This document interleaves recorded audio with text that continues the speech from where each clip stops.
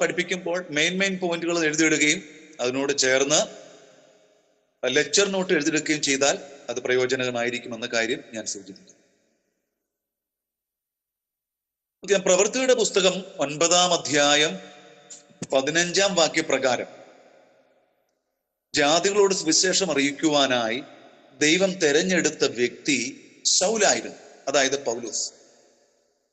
9-ാം അധ്യായത്തിലാണ് പൗലോസിനെ ദൈവം വിളിക്കുന്ന, അല്ലെങ്കിൽ പൗലോസിന്റെ മാനസാന്തരം നടക്കുന്ന 9-ാം അധ്യായത്തിലാണ് കാണുവാൻ കഴിയുന്നത്. അപ്പോൾ ദൈവം അവനോട് പറഞ്ഞിരിക്കുന്നു, ജാതികളുടെയും രാജാക്കന്മാരുടെ മുമ്പാകെ എൻ്റെ നാമം വഹിക്കുവാൻ ഞാൻ തെരഞ്ഞെടുത്തിരിക്കുന്ന ഒരു പാത്രമാകുന്നു നീ എന്ന്. അപ്പൊ ആ വചനത്തിന്റെ അടിസ്ഥാനത്തിൽ ജാതികളോട് സുവിശേഷം അറിയിക്കുവാൻ യഥാർത്ഥത്തിൽ തെരഞ്ഞെടുക്കപ്പെട്ട വ്യക്തി അപ്പോസ്തലനായ പൗലോസ് അല്ലെങ്കിൽ ശൗലാണെന്ന് വ്യക്തമായി കാണുവാൻ കഴിയും.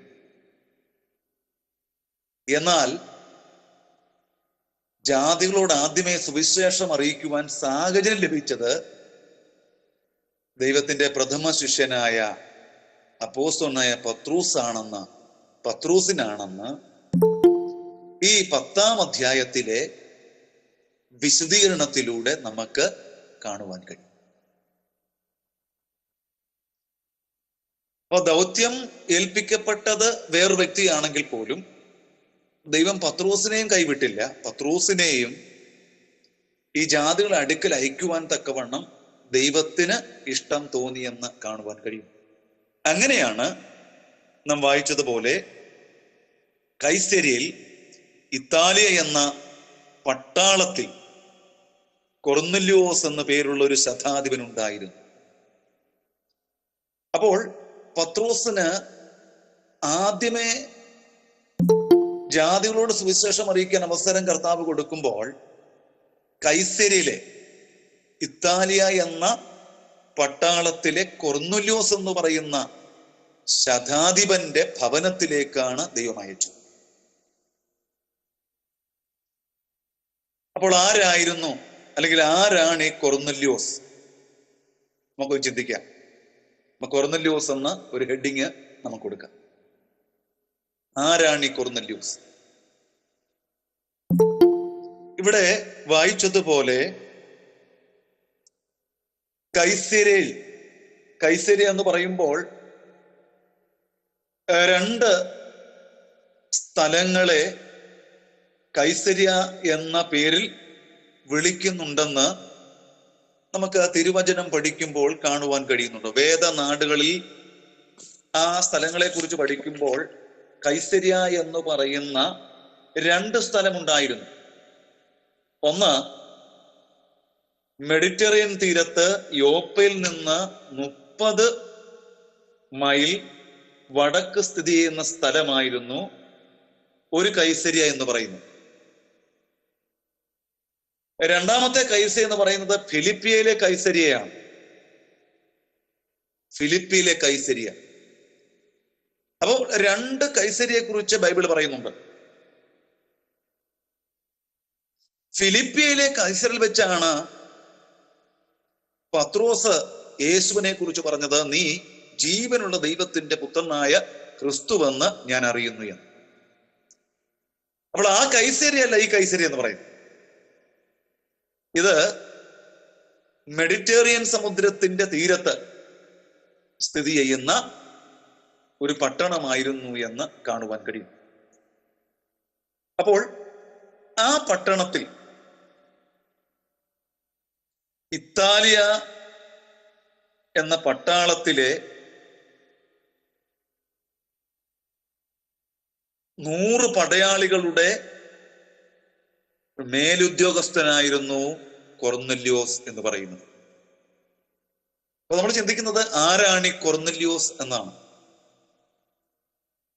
അപ്പൊ ഇത്താലിയ എന്ന പട്ടാളത്തിലെ 100 പടയാളികളുടെ മേലുദ്യോഗസ്ഥൻ, അധിപനായിരുന്നു കൊർന്നല്യോസ് എന്ന് ചരിത്ര ഭാഗങ്ങൾ പഠിക്കുമ്പോൾ നമുക്ക് വളരെ വ്യക്തമായി കാണുവാൻ കഴിയുന്നു. ഈ ഇത്താലിയ എന്ന പട്ടാളത്തിന്റെ പ്രത്യേകത എന്ന് പറയുന്നത്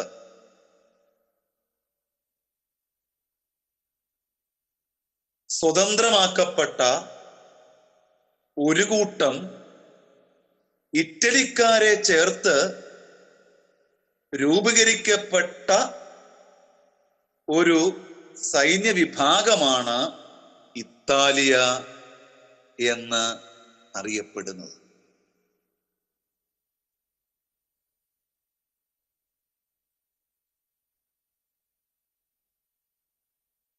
ഏകദേശം 500 മുതൽ 1000 വരെ ഭടന്മാരെ ചേർത്തു രൂപീകരിക്കപ്പെട്ട ഒരു സൈന്യദളമായിരുന്നു ഇത്താലിയ എന്ന ആ പട്ടാളം എന്ന് പറയും. പ്രത്യേകിച്ച് കൈസരിൽ താമസിക്കുന്ന റോമാ ഗവർണറുടെ അംഗരക്ഷാ സൈന്യമായിരിക്കാം ഇതെന്ന് വിശ്വസിക്കുന്നു.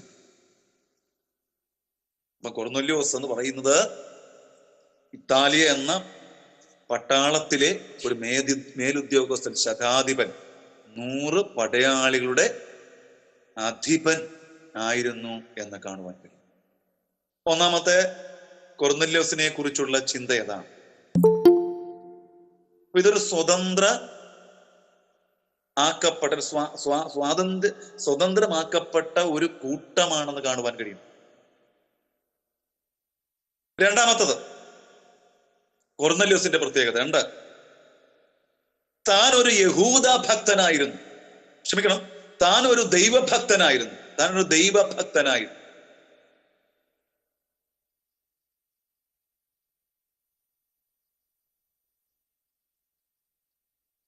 ഒരു ദൈവഭക്തൻ. ദൈവഭക്തൻ എന്ന ഈ വാക്കിന് ഇവിടെ കൊടുത്തിരിക്കുന്ന അർത്ഥം എന്ന് പറയുന്നത് യഹൂദ മതസത്യങ്ങൾ സ്വീകരിച്ച് സിനഗോഗുകളിൽ പോവുകയും മറ്റും ചെയ്യുന്നവരെ കുറിക്കുന്ന ഒരു ശൈലിയാണ് ഇവിടുത്തെ അർത്ഥത്തിൽ കൊർന്നല്യോസ് ബന്ധത്തിൽ ദൈവഭക്തൻ എന്ന് പറയുന്നത്. ബൈബിൾ മുഴുവനും എടുത്തു നോക്കിയിട്ട് ദൈവഭക്തൻ എന്ന് പറയുന്ന അർത്ഥമല്ല ഇവിടെ കൊടുത്തിരിക്കുന്നത്. ഈ കൊർന്നല്യോസ് യഹൂദ മതസത്യങ്ങളെ ഫോളോ ചെയ്യുന്ന വ്യക്തിയായിരുന്നു, അനുധാവനം ചെയ്യുന്ന വ്യക്തിയായിരുന്നു.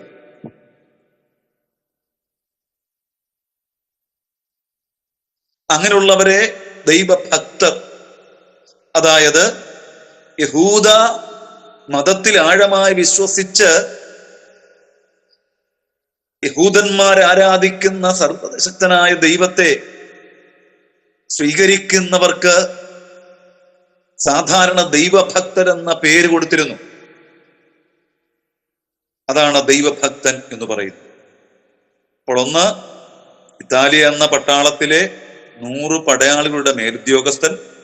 2, ഒരു ദൈവഭക്തനായിരുന്നു കൊർന്നല്യോസ് എന്ന് കാണുവാൻ കഴിയും.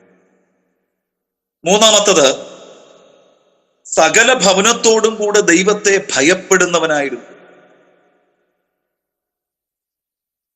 10-ാം അധ്യായം 1 മുതൽ 4 വരെയുള്ള വാക്യങ്ങൾ നമുക്ക് കാണുവാൻ കഴിയുന്നു.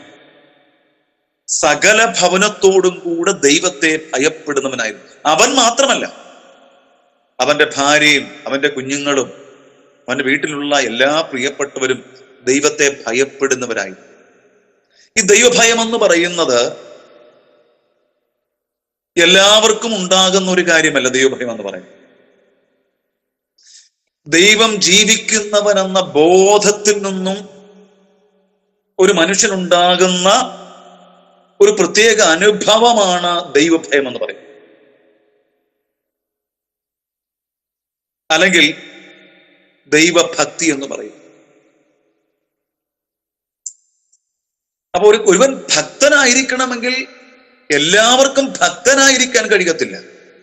ഒരുപക്ഷെ ഭക്തിയുടെ വേഷം ധരിച്ചെന്ന് വന്നേക്കാം.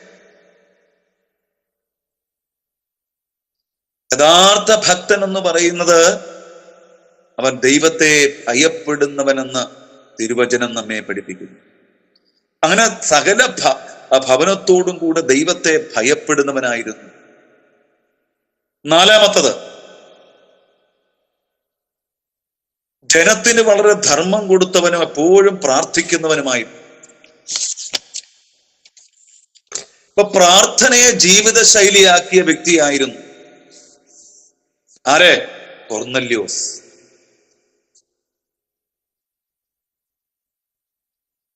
ധർമ്മം കൊടുക്കുന്നവനായിരുന്നു ജനത്തിന്. യഹൂദ ജനത്തിന് വളരെ സഹായം ചെയ്യുന്ന ഒരു വ്യക്തിയായിരുന്നു ആരെ? കൊർന്നല്യോസ് എന്ന് പറയുന്നത്. ഇങ്ങനെ ജീവിക്കുന്ന സമയത്താണ് കൊർന്നല്യോസിന് ദൈവത്തിന്റെ ദൂതന്റെ ദർശനമുണ്ടാകുന്നത്. അപ്പൊ അടുത്ത ഹെഡിങ്, കൊർന്നല്യോസിനുണ്ടായ ദർശന ഉദ്ദേശവും സന്ദേശവും. കൊർന്നല്യോസിനുണ്ടായ ദർശന ഉദ്ദേശവും സന്ദേശം. അതായത് ഈ ദർശനത്തിന്റെ ഉദ്ദേശം എന്തായിരുന്നു? എന്തായിരുന്നു ദർശനത്തിലൂടെ ദൈവം കൊടുത്ത സന്ദേശം? നമുക്ക് ആ തിരുവചന ഭാഗങ്ങളൊന്ന് വായിക്കാം. നമുക്ക് 10-ാം അധ്യായം 3-4 വാക്യം ഒന്ന് വായിക്കാം. 10-ാം അധ്യായം 3-4 വാക്യം താഴെ ഒരാൾക്ക് വായിക്കാം.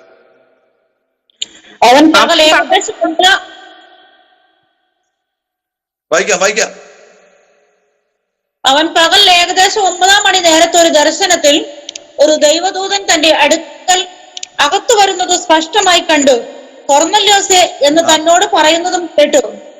അവൻ ഉറ്റുനോക്കി ഭയങ്കരനായി, എന്താകുന്നു കർത്താവേ എന്ന് ചോദിച്ചു. അവൻ അവനോട്, നിന്റെ പ്രാർത്ഥനയും ധർമ്മവും ദൈവത്തിന് മുമ്പിൽ എത്തിയിരിക്കുന്നു. ഇപ്പോൾ യോപ്പയിലേക്ക് ആളയച്ച് പത്രോസ് എന്ന മറുപേരുള്ള ശീമോനെ വരുത്തുക. അവൻ തോൽക്കലൻ ശീമോൻ എന്നൊരുവനോടുകൂടെ പാർക്കുന്നു. അവന്റെ വീട് കടൽപ്പുറത്താകുന്നു എന്ന് പറഞ്ഞു. മതി. അപ്പോൾ കൊർന്നല്യോസിനുണ്ടായ ദർശനത്തെ കുറിച്ചാണ് നാം വായിച്ചത്. ഏകദേശം പകൽ 9-ാം മണി നേരത്ത് ഒരു ദർശനത്തിൽ ഒരു ദൈവദൂതൻ തന്റെ അടുക്കൽ വന്ന് പറയുകയാണ്. അപ്പൊ നമുക്കറിയാം, നമ്മുടെ ബൈബിളിൽ ആകമാനം നമ്മൾ പഠിച്ചു നോക്കിയാൽ ദൈവം തന്റെ ദാസന്മാരോട് സന്ദേശം അറിയിക്കുവാനാ ദൂതന്മാരെ ഉപയോഗിക്കുന്നതായി കാണുവാൻ കഴിയുന്നുണ്ട്. ദൈവത്തിന്റെ ദൂതന്മാർ, മിഖായേല്, ഗബ്രിയേല്, അങ്ങനെ വ്യത്യസ്ത തരത്തിലുള്ള ദൂതന്മാരുണ്ട്. സറാഫുകളുണ്ട്, കെരൂബുകളുണ്ട്. ഇങ്ങനെ വ്യത്യസ്ത തരത്തിലുള്ള ദൂതന്മാർ ദൈവത്തിന്റെ സേവകരായിട്ടുള്ളവരുണ്ട്. ഞാൻ പറഞ്ഞ 2 ദൂതന്മാര് അവര് ദൂതന്മാരുടെ ഏറ്റവും പ്രധാനികളാണെന്ന് കാണുവാൻ കഴിയും. അവരുടെ അണ്ടറിൽ മറ്റു പല ദൂതന്മാരും. അപ്പൊ അതിലൊരു ദൂതൻ, അറിയാം, ദൂതൻ എന്ന് പറയുമ്പോൾ ഏഞ്ചൽസ് എന്നാണ്. അവർക്ക് പുറമെയുള്ള ശരീരമില്ല, അവർ ആത്മരൂപികളാണ്. അതുകൊണ്ട് നമ്മുടെ കണ്ണുകൾ കൊണ്ട് കാണുവാൻ കഴിയുകയില്ല. ദൈവത്തിന്റെ നിയോഗം അനുസരിച്ച് പ്രത്യക്ഷപ്പെട്ടെങ്കിൽ മാത്രമേ നമുക്ക് അവരെ കാണുവാൻ കഴിയൂ. ഇന്നും ദൂതന്മാർ സേവക ആത്മാക്കളായി ദൈവമക്കളെ സംരക്ഷിക്കുന്ന, ദൈവമക്കളെ സൂക്ഷിക്കുന്ന അനുഭവങ്ങൾ ഇന്നുമുണ്ട് എന്ന് നാം മറന്നു പോകും. ഈ തിരുവെഴുത്ത് ഉടനീളം പഠിച്ചാൽ ദൈവത്തിന്റെ ദൂതന്മാരെ അയച്ച് ദൈവം തന്റെ പ്രവൃത്തി വ്യത്യസ്തമായ രീതിയിൽ വെളിപ്പെടുത്തുന്നു എന്നും നമുക്ക് കാണുവാൻ കഴിയും. അപ്പോൾ അങ്ങനെ ഒരു ദൂതൻ കൊർന്നല്യോസിന്റെ മുമ്പിൽ എത്തിയിട്ട് ഭവനത്തിട്ട് പറയുകയാണ്, നിന്റെ പ്രാർത്ഥനയും ധർമ്മവും ദൈവത്തിന്റെ സന്നിധിയിൽ എത്തിയിരിക്കുന്നു. അതുകൊണ്ട് പത്രോസ് എന്ന മറുപോലുള്ള ശീമോൻ യോപ്പയിൽ തോൽക്കൊല്ലനായ ഒരു ദൈവദാസന്റെ ഭവനത്തിൽ ഇവിടെ കൊടുത്തിരിക്കുന്നത്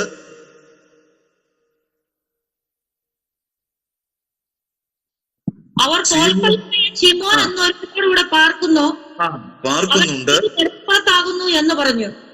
അപ്പം ദൈവം ഒരു ദർശനം കൊടുക്കുക. പത്രോസ് എന്ന് പറയുന്ന ഒരാളുണ്ട്. കഴിഞ്ഞ ദിവസം ഇന്ത്യൻ പെന്തക്കോസ്ത് ദൈവസഭ കേരള സ്റ്റേറ്റിന്റെ നിലമ്പൂരിൽ വെച്ച് നടന്ന ഒരു കൺവെൻഷനിൽ ഒരു അനുഗ്രഹപ്പെട്ട സാക്ഷ്യം കേൾക്കുവാൻ കർത്താവ് സഹായിച്ചു. ആ സാക്ഷി പ്രകാരമാണ് അത് പറഞ്ഞത്. പാസ്റ്റർ ബാബു ചെറിയൻ അവറുകളാണ്. അദ്ദേഹം പറഞ്ഞത് പാലക്കാട് ഒരു ബ്രാഹ്മണ കുടുംബത്തിലെ ഒരു ഭാര്യയും ഭർത്താവിന് 2 കുഞ്ഞുങ്ങളും ഉണ്ടായി. ഈ സഹോദരൻ വളരെ മദ്യപാനി ആയതുകൊണ്ട് തന്റെ ഗവൺമെന്റ് സർവീസിൽ വർക്ക് ചെയ്യുന്ന വ്യക്തിയാണ്. പക്ഷെ വളരെ മദ്യപാനം ചെയ്യുന്ന വ്യക്തി ആയതുകൊണ്ട് സംഭവിച്ചത് മദ്യപിച്ച് വലിയ കടക്കണയിലായി പോയി ഭവനം മുഴുവൻ. അങ്ങനെ കടക്കണിലായി കഴിഞ്ഞപ്പോൾ ഇവർ തീരുമാനിച്ചു ഇതിൽ രക്ഷപ്പെടാൻ കഴിയത്തില്ല, ഇവർ ആത്മഹത്യ ചെയ്യാൻ തീരുമാനിച്ചു എന്നാണ്. ഒരു ആത്മഹത്യ ചെയ്യാൻ തീരുമാനിച്ചിട്ട് ഒരു ദിവസം ആ സഹോദരി ചോറിനകത്ത് വിഷമെല്ലാം ഒഴിച്ച് അടുക്കളയിലെ തന്റെ കുഞ്ഞിനും തനിക്കും തന്റെ കുഞ്ഞുങ്ങൾക്കും തന്റെ ഭർത്താവിനും കൊടുത്ത് മരിക്കുവാൻ വേണ്ടിയുള്ള എല്ലാ ക്രമീകരണങ്ങളും ചെയ്തു. അപ്പോൾ ഈ കടം കയറിയ സമയത്ത് ഈ സഹോദരി അനേക ആരാധനാ സ്ഥലങ്ങളിൽ തങ്ങൾക്കൊരു വിടുതൽ കിട്ടുമെന്ന് വിശ്വസിച്ചുകൊണ്ട് അനേക സ്ഥലങ്ങൾ കടന്നുപോയി, നേർച്ച കാഴ്ചകൾ കൊടുത്തു. ഒരു മാറ്റമുണ്ടായി. അതിനുശേഷമാണ് അവർ തീരുമാനമെടുത്തത് മരിച്ചു കളഞ്ഞേക്കാം. അങ്ങനെ തീരുമാനമെടുത്തു. വിഷമെല്ലാം എടുത്തു വെച്ച് ഈ സഹോദരി അടുക്കളയിൽ നിലത്ത് കഞ്ഞിക്കകത്ത് വിഷമെല്ലാം ഒഴിച്ച് അടുക്കളയിലെ ആ ഭിത്തിയുടെ ചുവരിന് സൈഡിന് നേരെ ചാഞ്ഞിരുന്ന് ഈ വിഷത്തിന് മുമ്പിൽ അവൾ പൊട്ടിക്കരഞ്ഞിട്ട് ഇപ്രകാരം പറഞ്ഞു, ഞാൻ ഇത്രയും സ്ഥലങ്ങളിൽ ദൈവത്തെ അന്വേഷിച്ചു, ഇവിടെയൊന്നും എനിക്ക് ശാശ്വതമായ സമാധാനമോ സന്തോഷമോ കിട്ടിയില്ല, എനിക്കൊരു വിടുതൽ കിട്ടിയില്ല. അതുകൊണ്ട് ഞാൻ ഈ പോയ സ്ഥലങ്ങളല്ലാതെ യഥാർത്ഥത്തിൽ ജീവിക്കുന്ന ഒരു ദൈവമുണ്ടോ? ഉണ്ടെങ്കിൽ എനിക്കിന്ന് ഈ സമയത്ത് ഇത് വെളിപ്പെടണം, ഈ സന്ധ്യാസമയത്ത് വെളിപ്പെടണം, അല്ലെങ്കിൽ ഞാനും എൻ്റെ കുടുംബവും ഞങ്ങൾ ആത്മഹത്യ ചെയ്യുകയാണ് എന്ന് പറഞ്ഞുകൊണ്ട് ഈ സഹോദരി അവിടുന്ന് കരയുവാൻ തുടങ്ങി. ഈ കരയുന്ന സന്ദർഭത്തിൽ പെട്ടെന്നൊരു സംഭവം ഉണ്ടായത് ഇപ്രകാരമാണ്. ഒരു ദൈവികമായ സാന്നിധ്യം അവിടേക്ക് ഇറങ്ങി വന്നു. അവളൊരു ശബ്ദം കേൾക്കുകയാണ്, മകളെ നീ പറഞ്ഞില്ലേ ജീവനുള്ള രക്ഷിക്കുന്ന ദൈവമുണ്ടോ എന്ന്? അപ്പോൾ അത് ഞാനാണ്, കർത്താവായ യേശു ക്രിസ്തുവാണ് എന്ന് അവളോടൊരു ദൂത് ആ ദൈവസാന്നിധ്യത്തിൽ നിന്ന് ആ ദൈവശക്തി അവരോട് പറയുകയാണ്. എന്നിട്ട് ദൂത് പറഞ്ഞ ശേഷം ഈ അദൃശ്യനായ ദൈവസാന്നിധ്യം ഇവളോട് പറയുകയാണ്. 3 കാര്യം പറയുന്നത്. ഒന്നാമത് പറഞ്ഞത്, നിന്റെ ഭർത്താവ് 10 മണിക്ക് വരില്ലേ? സാധാരണ 10 മണിക്കാണ് അവളുടെ ഭർത്താവ് രാത്രി വരുന്നത്, വെള്ളം മദ്യപിച്ചിട്ട്. ഇന്ന് വരത്തില്ല, നാളെ രാവിലെ 6 മണിക്ക് നിന്റെ ഭർത്താവ് വരത്തുള്ളൂ. 2, ഈ പാലക്കാട് പട്ടണത്തിൽ AGയുടെ ഒരു പാസ് ഉണ്ട്, നീ ആ പാസ് അടുക്ക ചെല്ലണം, ബാക്കിയുള്ള കാര്യം ആ പാസിനോട് സംസാരിക്കും.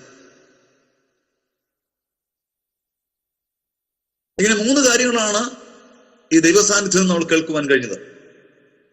അവൾ കേട്ടതുപോലെ അന്ന് രാത്രി 10 മണിക്ക് ഇദ്ദേഹം വന്നില്ല, രാവിലെ 6 മണിക്കാണ് അദ്ദേഹം വരുന്നത്. അദ്ദേഹം വന്നു കഴിഞ്ഞപ്പോൾ ഈ സഹോദരി പറഞ്ഞൊരു കാര്യം ചെയ്യാൻ, കഴിഞ്ഞ രാത്രി എനിക്ക് ഒരു അനുഭവം ഉണ്ടായി. ഈ പാലക്കാട് ഒരു പാസ്റ്റർ ഉണ്ട്, അവിടെ പോകണമെന്നും ഒരു ദൈവസാന്നിധ്യം എന്നോട് സംസാരിച്ചു.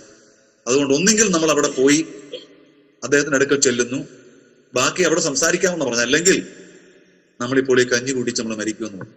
അപ്പോൾ ഈ മനുഷ്യൻ അപ്രകാരം ഒരു സമൂഹത്തിൽപ്പെട്ട ആണെങ്കിൽ പോലും രക്ഷപ്പെടാൻ വേണ്ടി എവിടെ പോകാനും തയ്യാറാണെന്ന് പറഞ്ഞുകൊണ്ട് ഇതെന്നറിയാമോ, ഇവർ രണ്ടും കൂടെ ഒരു ഏജിയുടെ പാസ്റ്റർ ഉണ്ട് അവിടെ, അതിന്റെ പേര് ഞാൻ മറന്നുപോയി. അവിടെ ചെല്ലുമ്പോൾ കയറി വരുന്ന സന്ദർഭങ്ങളിൽ ഈ പാസ്റ്റർ അവരോട് ചരിത്രം മുഴുവനും പ്രവചനാത്മാവിൽ പറഞ്ഞുകൊണ്ടിരിക്കുകയാണ്. അകത്തെല്ലാം കയറി ഇവിടെ ജീവിതം സംഭവിച്ച എല്ലാ കാര്യങ്ങളും പറഞ്ഞു കഴിഞ്ഞപ്പോൾ ഈ സഹോദരൻ പറഞ്ഞു, നീ കഴിഞ്ഞ ദിവസം ഇവിടെ വന്ന് ഈ പാസ്റ്ററോട് ഇതെല്ലാം പറഞ്ഞതാ, അതുകൊണ്ട് ഞാൻ വിശ്വസിച്ചില്ലെന്ന് പറഞ്ഞു.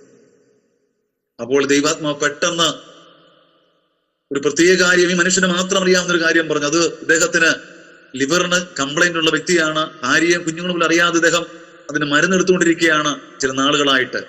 അപ്പൊ അവസാനം ഈ പാസ്റ്ററോട് പറഞ്ഞ ദൂത് അതാണ്, മകനെ, നീ കഴിഞ്ഞ നാളുകളായി നിന്റെ ഭാര്യയോടും നീ ലോകത്ത് ഒരു മനുഷ്യനോടും പറയാതെ ഡോക്ടർ നീ മാത്രം ഒരു കാര്യമുണ്ട്, അതിന്റെ കാര്യമാണെന്ന് പറഞ്ഞപ്പോൾ ഇദ്ദേഹം നിലവിളിച്ചുകൊണ്ട് ദൈവത്തിന് മുമ്പാകെ കവിഴ്ന്നു വീണെന്ന് കാണുവാൻ കഴിയും.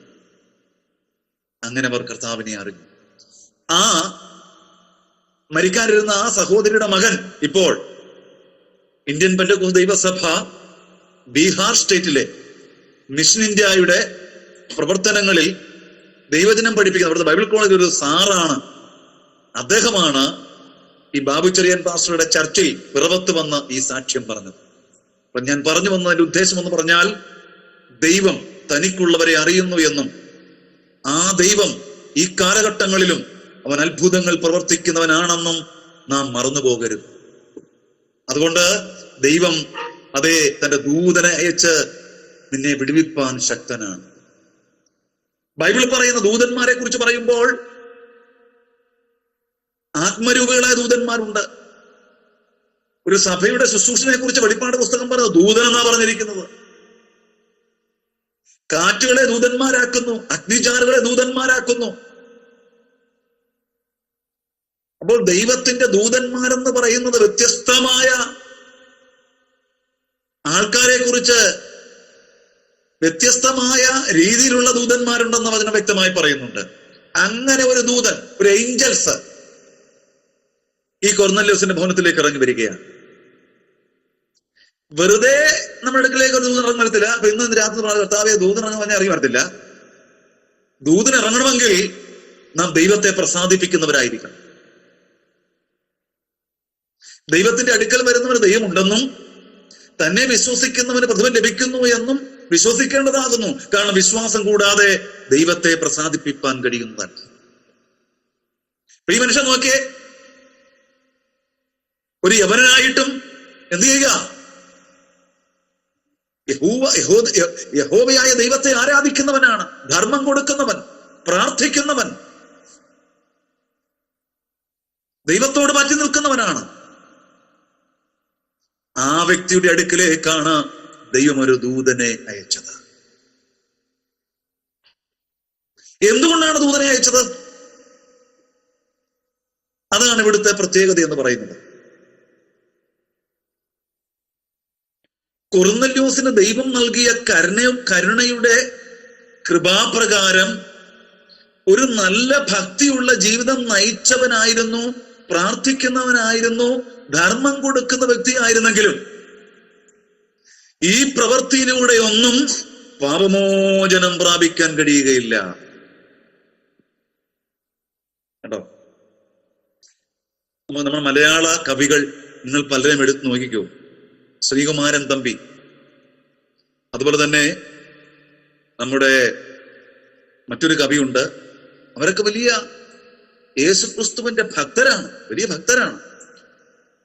അതിൽ കോട്ടയത്തിന് പെരുവയ്ക്കടുത്ത് ഒരു സ്ഥലമുണ്ട്, സ്ഥലപ്പേര് മറന്നുപോയി. അവിടെ ഒരു അനുഗ്രഹീതനായ ഒരു കവിയുണ്ട്, ഒരു ഹൈന്ദവ കവിയാണ്. അദ്ദേഹം യേശുക്രിസ്തുവിനെ കുറിച്ച് പറയുന്ന കേട്ട് കഴിഞ്ഞാൽ നമ്മൾ പോലും അത്ഭുതപ്പെട്ടു പോകും. കാരണം യേശുവിന്റെ മഹത്വം എത്രത്തോളം വലുതാണെന്ന് ഇന്ന് രാത്രി മറന്നു പോകണം. ഗുരുവെന്ന പേരിന് വിളിക്കപ്പെടുവാൻ യോഗ്യൻ വാഴ്ത്തപ്പെട്ട കർത്താവ് മാത്രമാണെന്ന് ശ്രീകുമാരൻ തമ്പി സാറ് പറഞ്ഞത് എത്രയോ അനുഗ്രഹമാണ്. സ്വാമി വിവേകാനന്ദൻ പറഞ്ഞ കാര്യം യേശുക്രിസ്തുവിനെ കുറിച്ച് പറഞ്ഞത് അവൻ ആത്മാവാം ദൈവമാണെന്ന് പറഞ്ഞു. പക്ഷെ ഇവരൊക്കെ പറഞ്ഞെങ്കിലും ഇവർക്ക് പാപമോചനം പ്രാപിക്കാൻ കഴിഞ്ഞില്ല. കാരണം നല്ല പ്രവൃത്തിയിലൂടെ പാപമോചനം പ്രാപിക്കാൻ കഴിയുകയില്ല. നല്ല പ്രവൃത്തി ചെയ്യണമെന്ന് ബൈബിൾ പഠിപ്പിക്കുന്നുണ്ട്. അങ്ങനെ ചെയ്യുമ്പോൾ നമ്മുടെ വിശ്വാസം പ്രവൃത്തിയിലൂടെ വെളിപ്പെടുത്തുന്നു എന്നാണ് യാക്കോബ് അപ്പോസ്തലൻ പറയുന്നത്. കേട്ടോ? അപ്പൊ വിശ്വസിക്കുന്നവർ, യേശുവിനെ വിശ്വസിക്കുന്നവർ എന്ത് ചെയ്യണം? ആ വിശ്വാസം പ്രവൃത്തിയിലൂടെ വെളിപ്പെടുത്താം. ഇപ്പൊ പ്രവൃത്തിയിലൂടെ വെളിപ്പെടുത്തുമ്പോഴാണ് മറ്റുള്ളവർ ആ യേശുക്രിസ്തുവിന്റെ ദിവ്യ സ്വഭാവമാണല്ലോ എന്ന് പറയുന്നത്. അപ്പൊ അതുകൊണ്ട് ഈ പ്രവൃത്തിയിലൂടെ പാപമോചനം ലഭിക്കുകയില്ല. യേശു വിഭാവന ചെയ്ത ആത്മരക്ഷ പ്രാപിക്കുവാൻ കഴിയുകയില്ല. അതുകൊണ്ടാണ് ദൈവം സ്നേഹിച്ച നല്ല നീതിയുടെ പ്രവൃത്തി ചെയ്ത കൊർന്നല്യോസിന്റെ ഭവനത്തിലേക്ക് ദൈവം പത്രോസിനും ദർശനം കൊടുത്ത് അയക്കുന്നതെന്ന് നമുക്ക് കാണുവാൻ കഴിയുന്നുണ്ട്. ഇതായിരുന്നു കൊർന്നല്യോസിന് കൊടുത്ത ദർശനത്തിന്റെ ഉദ്ദേശം എന്ന് പറയുന്നു. കാരണം അവനെ രക്ഷകനും കർത്താവുമായി വിശ്വസിക്കുന്നവർക്കാണ് പാപക്ഷമ പ്രാപിക്കുവാൻ കഴിയുന്നത്. വിശ്വാസത്താലാണ് ആത്മരക്ഷ പ്രാപിക്കുവാൻ കഴിയുന്നത്. എഫേസ്യർ 2:8 കൃപയാലല്ലോ നിങ്ങൾ വിശ്വാസം മൂലം രക്ഷിക്കപ്പെട്ടിരിക്കുന്നത്, അത് ദൈവത്തിന്റെ കൃപയാണ്, അത് മനുഷ്യന്റെ യാതൊരു പ്രവൃത്തിയുടെയും കാരണമല്ല എന്ന് ആ വേദഭാഗം നമ്മെ പഠിപ്പിക്കുന്നു. 4-ാം അധ്യായം 12-ാം വാക്യം, റോമാലേഖനം 3:25-26, യോഹന്നാൻ 3:16, ഈ വാക്യങ്ങളെല്ലാം പാപക്ഷമ പ്രാപിക്കുവാൻ ദൈവം നൽകിയ യേശുക്രിസ്തുവിന്റെ പാപപരിഹാര ബലിയിൽ വിശ്വസിച്ച് പാപങ്ങൾ ഏറ്റുപറഞ്ഞ് ദൈവത്തോട് അടുക്കണമെന്ന് കാണുവാൻ കഴിയുന്നു. അപ്പോൾ കൊർന്നല്യോസിനുണ്ടായ ദർശനത്തിന്റെ ഉദ്ദേശമാണ് ഞാൻ പറഞ്ഞത്. തുടർന്ന് പത്രോസിനുണ്ടായ ദർശനം, അടുത്ത ഹെഡിങ്. സെയിം സമയത്ത് തന്നെ പത്രോസിനും ദർശനം ഉണ്ടാകുകയാണ്. പത്രോസിനുണ്ടായ ദർശനം, ദർശനമുണ്ടായത് 6-ാം മണി നേരത്താണ്. 6-ാം മണി നേരത്ത് പത്രോസ് പ്രാർത്ഥിപ്പാൻ വെൺമാടത്തിൽ കയറിപ്പോകുന്ന സമയത്ത്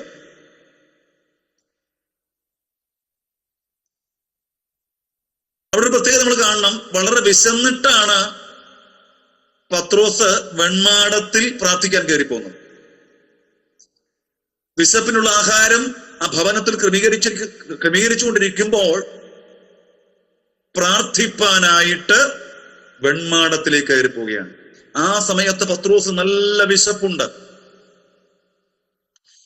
പെട്ടെന്ന് ഒരു വിവശതയുണ്ടായി എന്ന വചനം പറയുന്നു. വിവശതയുണ്ടായി, പെട്ടെന്നൊരു വിവശതയുണ്ടായി. അത് 10-ാം അധ്യായത്തിൽ കാണുവാൻ കഴിയുന്നു. വിവശത എന്ന് പറയുന്നത് ഒരു മയക്കം, തപോനിദ്ര എന്നൊക്കെ പറയാം, ഒരു ഉറക്കം, ബോധമനസ്സ് ഉറങ്ങിപ്പോയി. അങ്ങനെ ഒരു വിവശതയുണ്ടായി. വിവശതയുണ്ടായപ്പോ ആകാശം തുറന്നിരിക്കുന്നതും ഒരു വലിയ തുപ്പട്ടി പോലെ 4 കോണ് കെട്ടിയ ഒരു പാത്രം ഭൂമിയിലേക്ക് ഇറങ്ങി വരുന്നത് പത്രോസ് കാണുകയാണ്. എപ്പോഴാണെന്നറിയാമോ? വിശന്നിരിക്കുന്ന സമയത്ത്. അതിലെ ഭൂമിയിലെ സകല നാൽക്കാലികളും ഇഴജാതികളും ആകാശത്തിലെ പറവയും ഉണ്ടായിരുന്നു. നമുക്കറിയാവുന്നതാണ്. പത്രോസ് എഴുന്നേറ്റ് അറുത്ത് തിന്നുക എന്നൊരു ശബ്ദവും അവിടെ കേൾക്കുകയുണ്ടായി. അപ്പോൾ പത്രോസിന്റെ പ്രതികരണമാണ്, അയ്യോ കർത്താവേ, അശുദ്ധമോ മലിനമോ ആയതൊന്നും ഞാൻ ഒരു നാളും തിന്നിട്ടില്ലല്ലോ എന്ന് പറയും. അപ്പോൾ ദൈവം അവനോട് പറയുകയാണ്, ദൈവം ശുദ്ധീകരിച്ച് നീ മലിനമെന്ന് വിചാരിക്കുന്ന എന്ത് എന്ന് പറഞ്ഞു. ഇങ്ങനെ 3 പ്രാവശ്യം ഉണ്ടായി. ഉടനെ പാത്രം തിരികെ ആകാശത്തിലേക്ക് വലിച്ചെടുത്തു. ഇങ്ങനെ 3 പ്രാവശ്യം ഉണ്ടായി. ഒരു കാര്യം 3 പ്രാവശ്യം ഉണ്ടാകുമ്പോൾ ദൈവത്തിന്റെ പ്രത്യേക പദ്ധതിയാണെന്ന് തിരുവൻ നമ്മെ പഠിപ്പിക്കുന്നു. ശൗലേ ശൗലേ ശൗലേ എന്ന വിളി. ഞാൻ ജനത്തിന്റെ കഷ്ടത കണ്ടു കണ്ടു കണ്ടു. ഇവിടെ നിലവിളി കേട്ടു കേട്ടു കേട്ടു. ഉണ്ടോ? പുറപ്പാട് പുസ്തകത്തിലെയാ 3-ാം അധ്യായത്തിൽ മോശ ആടുകളുമായി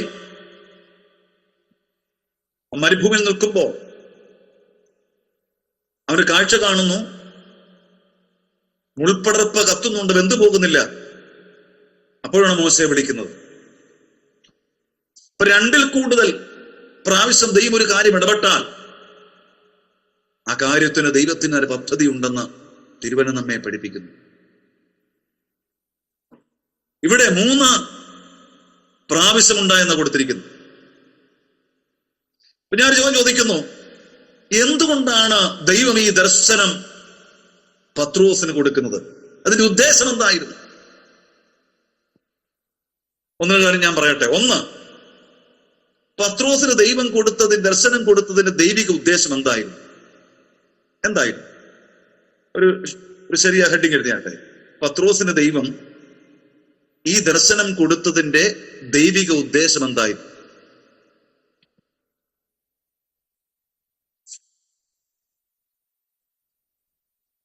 ഒന്ന്, പത്രോസ് ഒരു യഹൂദനായിരുന്നത് കൊണ്ട് ജാതികളോട് ഇടകലരുകയില്ലായിരുന്നു. അതുകൊണ്ടാണ്. അത് ന്യായപ്രമാണം പറയുന്നു. പത്രോസ് ഒരു യഹൂദനായിരുന്നു. യഹൂദന് എല്ലാ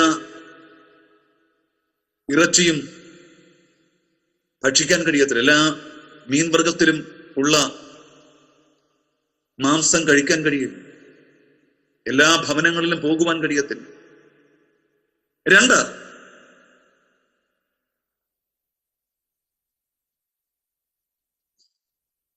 പത്രോസ് ആത്മാവ് നിറഞ്ഞവനാണെങ്കിലും ഒരു ജാതീയ മനുഷ്യന്റെ അടുക്കൽ പോകുന്നതും ഭക്ഷിക്കുന്നതും അശുദ്ധമായിരുന്നത് കൊണ്ട് പത്രോസ് വിശ്വസിക്കണമെങ്കിൽ ഒരു പ്രത്യേക നിയോഗം ആവശ്യമായിരുന്നു. ഇപ്പൊ ചില കാര്യങ്ങൾക്ക് ദൈവത്തോട് നമ്മൾ ചോദിക്കണം, ദൈവമേ എനിക്ക് പ്രത്യേകമായൊരു നിയോഗം തരണമേ. എനിക്ക് പരിചയമുള്ള ഒരു കോഴഞ്ചേരിക്കാരി ഒരു ആന്റിയും അങ്കിളുമുണ്ട്. മരിച്ചുപോയി കാണുമെന്ന് വിചാരിക്കുന്നു. 2 പേരും, ഒരാള് നേഴ്സും ഒരാള് കമ്പൗണ്ടറുമായിരുന്നു. അപ്പൊ ഒരാള് ഈ ആന്റിയോടൊക്കെ ദൂത് പറഞ്ഞു, നീ ജോലി വിട്ട് നീ സുവിശേഷ വിലക്ക് ഇറങ്ങണമെന്ന്. അല്ലെങ്കിൽ സുവിശേഷ വിലക്ക് ഇറങ്ങണമെന്നാ പറഞ്ഞു. ഈ സഹോദരിയും ജോലിയെല്ലാം കടന്നു സുവിശേഷ വിലക്ക് ഇറങ്ങി. വലിയ പ്രതിസന്ധിയിലൂടെ അവർ കടന്നുപോയി. അവർക്ക് ആഹാരമില്ലാതായി, ഒത്തിരി വേദന അനുഭവിച്ചെന്ന് ഞാൻ എന്റെ കണ്ണുകൾ കൊണ്ട് കണ്ടത്. കോഴഞ്ചേരിക്കാരല്ല അവര്, വേറൊരു സ്ഥലക്കാരാണ്. അവിടെ ഒന്ന് പാർത്തതാണ്. അപ്പോൾ ദൈവം ഒരു കാര്യം പറയുമ്പോൾ ദൈവത്തോട് വ്യക്തത ചോദിക്കണം. കർത്താവേ, എന്താണ്? ഞാൻ ജോലി ഉപേക്ഷിച്ചിട്ട് അങ്ങടെ വേറെ ചെയ്യണോ? അപ്പൊ ചിലരെ കുറിച്ചുള്ള ദൈവത്തിന്റെ ഉദ്ദേശം ജോലി ഉപേക്ഷിച്ചിട്ട് വേറെ ചെയ്യണമെന്ന്. ഞാൻ ചിലരെ സംബന്ധിച്ച് ജോലിയുടെ ബന്ധത്തിൽ വേറെ ചെയ്യണമെന്ന്. ഇതിന് വ്യക്തതയുണ്ടാകണം. അപ്പൊ അതുകൊണ്ട് പത്രോസിനൊരു വ്യക്തത ഉണ്ടാകണം വേണ്ടിയാണ് എന്ത് ചെയ്തത്? ഒരു ദർശനം കൊടുത്തു. അപ്പൊ നിങ്ങളുടെ ഒരു വിഷയം ഇതുപോലെ കടന്നു വരുമ്പോൾ ദൈവത്തോട് വ്യക്തതയ്ക്ക് വേണ്ടി ആലോചന ചോദിക്കും. അവൻ സ്വപ്നത്തിലൂടെയോ ദൂതന്മാരിലൂടെയോ തിരുവചനത്തിലൂടെയോ നമ്മളോട് സംസാരിക്കുവാൻ അതേ നീതിയുള്ള ദൈവമാണ്. നമ്മുടെ ദൈവം കൺഫ്യൂഷൻ ഉണ്ടാക്കുന്ന ദൈവമല്ല കേട്ടോ. തെറ്റിദ്ധാരണ ഉണ്ടാക്കുന്ന ദൈവമല്ല. അവർ യഥാർത്ഥമായി നമ്മെ ശരിയായ പാതയിലൂടെ നടത്തുന്ന കർത്താവ്. ഏത് കാര്യവുമായിട്ട് നമുക്ക് ദൈവ സന്നിധിയിൽ ചെല്ലുവാൻ കഴിയും. നമ്മൾ ദൈവത്തെ ഭയപ്പെടേണ്ട ആവശ്യമില്ല. അബ്ബാ പിതാവേ എന്ന് വിളിക്കുവാൻ പുത്രത്വം നൽകിയ ദൈവമാണ്. ഗിദെയോനോട് ദൈവം പറയുന്നുണ്ട്, അല്ലയോ പരാക്രമശാലിയെ, ഞാൻ നിന്നോട് കൂടെ ഉണ്ട്. നീ ഒരൊറ്റ വ്യക്തിയായി മിദ്യാന്യരെ തോൽപ്പിക്കുമെന്ന് പറയുമ്പോൾ ഇവന് വിശ്വാസമില്ല. ഉടനെ തെളിവ് ചോദിക്കുക. കണ്ടോ, ഉടനെ പറയുന്നത്, യഹോവയെ ദൈവമേ, എന്റെ കുലം ചെറുതാണ്, അതുകൊണ്ട് ഇതൊക്കെ നടക്കുമെന്ന് എനിക്കൊരു തെളിവ് തരണമെന്ന് പറയും. ഉടനെ ദൈവം ആക്രോശിച്ചിട്ട്, ഞാൻ പറഞ്ഞതല്ലേ, കേട്ടാ മതി എന്ന് കർത്താവ് പറഞ്ഞില്ല. വ്യക്തമായ തെളിവ് കൊടുക്കുകയാണ്. അവന് മനസ്സിലാക്കത്തക്കവണ്ണം, അവന് ഗ്രഹിക്കത്തക്കവണ്ണം, ദൈവത്തിന്റെ വിളി തന്നെയാണെന്നും ദൈവത്തിന്റെ ഉദ്ദേശമാണെന്നും അവന്റെ മനസ്സിന് മനസ്സിലാക്കത്തക്കവണ്ണം വ്യക്തമായ ആലോചന കൊടുക്കുന്ന, അല്ല, ക്ലിയർ ആയിട്ടുള്ള കാര്യങ്ങൾ പറയുന്നവനാണ് നമ്മുടെ കർത്താവ് എന്ന് പറയുന്നത്. അതുകൊണ്ടാണ് ദൈവം ഈ ദർശനത്തിലൂടെ ഇടപെടുന്നതെന്ന് തിരുവചനം നമ്മെ പഠിപ്പിക്കുമ്പോൾ കാണുവാൻ കഴിയും. മൂന്നാമത്തത്, മർക്കോസ് 16:15 സകല സൃഷ്ടിയോടും സുവിശേഷം അറിയിക്കണം എന്ന കർത്താവിന്റെ കൽപ്പനയ്ക്ക് പത്രോസ്, അപ്പോസ്തലന്മാർ വലിയ പ്രാധാന്യമൊന്നും കൊടുത്തിരുന്നില്ല. അതുകൊണ്ട് കർത്താവിന് അറിയാമായിരുന്നു ഇവർ വലിയ പ്രാധാന്യം ഒരു പക്ഷെ കൊടുക്കാൻ സാധ്യത കുറവാണ്. അതുകൊണ്ട് തന്നെ ദൈവം അത് ഒരു ദർശനത്തിലൂടെ, വിശക്കുന്ന സമയത്ത് ആഹാരത്തെ കുറിച്ചുള്ള ദർശനത്തിലൂടെ ദൈവം തന്റെ ദൂത് അറിയിക്കുകയാണ്. തീർച്ചയായും ഈ കാലഘട്ടങ്ങളിലും ദൈവം വ്യത്യസ്തമായ നിലവാരങ്ങളിലൂടെ ദൂതറിയിക്കുവാൻ ശക്തനാണെന്നുള്ള കാര്യം മറന്നു പോകും. നാലാമത്തെ കാര്യം, എന്തുകൊണ്ടാണ് ദൈവം ഇപ്രകാരം ഇടപെട്ടത്? നാലാമത്തെ കാര്യം, ഈ ദർശനത്തിലൂടെ സുപ്രധാനമായ ഒരു പാഠം ദൈവം പത്രോസിനെ പഠിപ്പിക്കുകയായി.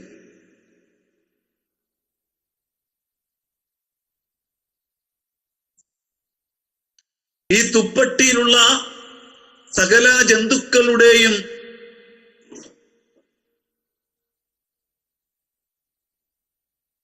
കാണിച്ചുകൊണ്ട് ദൈവം ശുദ്ധീകരിച്ചതാണ് ഇതിനെല്ലാം, അതുകൊണ്ട് നീ മലിനമെന്ന് വിചാരിക്കരുത് എന്ന് പറഞ്ഞുകൊണ്ട് ഏതു ജാതിയിലോ വർഗത്തിലോ കുടുംബത്തിലോ പെട്ട വ്യക്തിയെയും ദൈവം അംഗീകരിക്കുന്നു എന്നും അവരുടെ നീതിയോടെ പ്രവൃത്തി ദൈവം അംഗീകരിക്കുന്നു എന്നും അവരെ അശുദ്ധരായി ഗണിക്കാതെ അവരെ ദൈവം ചേർക്കുമെന്ന ഗുണപാഠം പത്രോസിന് വ്യക്തമാക്കി കൊടുക്കുവാനാണ് ഈ ദർശനം പത്രോസിന് കൊടുക്കുന്നത്.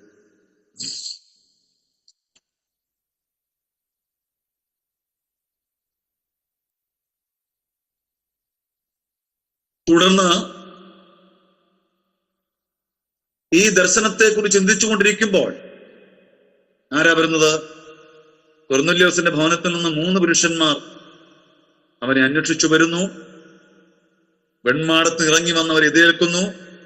ആ 3 പുരുഷന്മാരോടുകൂടെ പോകുവാൻ ദൈവാത്മാവ് അവനെ നിയോഗിക്കുന്നു എന്ന് കാണുവാൻ കഴിയും. നോക്കണമേ, ഒരു കാര്യത്തിന് വേണ്ടി ദൈവം എത്ര വ്യക്തമായിട്ടാണ് കാര്യങ്ങൾ ക്രമീകരിക്കുന്നത്. ഈ ഭാഗം നമ്മൾ മുഴുവനും പഠിക്കുമ്പോൾ കൊർന്നല്യോസിന്റെ ഭവനത്തിലേക്ക് ദൈവം പത്രോസിനെ അയക്കുന്ന രീതിയുടെ വ്യത്യസ്തമായ വ്യക്തതകളെ നമുക്ക് കാണുവാൻ കഴിയുന്നുണ്ട്. അതുകൊണ്ട് ഏത് കാര്യവും ദൈവത്തിനൊന്ന് വ്യക്തമായി ഗ്രഹിച്ചിട്ട് വേണം മുമ്പോട്ട് പോകും. എവിടെയായിരിക്കണം, എങ്ങനെയായിരിക്കണം എൻ്റെ ശുശ്രൂഷ, ഏത് രീതിയിലുള്ള വിളിയാണ് എനിക്കുള്ളത്. ചിലർക്ക് പ്രാർത്ഥിക്കാനുള്ള വിളിയാണ്, ചിലർക്ക് സുവിശേഷം പറയാനുള്ള വിളിയാണ്, ചിലർക്ക് ചില മിഷനുമാരെ സഹായിപ്പാനുള്ള വിളിയാണ്. അപ്പോൾ ആ വിളിയെ വ്യത്യസ്തമായ തലങ്ങളിൽ മനസ്സിലാക്കി മുൻപോട്ട് പോകണമെന്ന ഈ തിരുവചന ഭാഗത്തിലൂടെ ഞാൻ നിങ്ങളെ പ്രോത്സാഹിപ്പിക്കുകയാണ്. 10-ാം അധ്യായത്തിലേക്ക് വരും.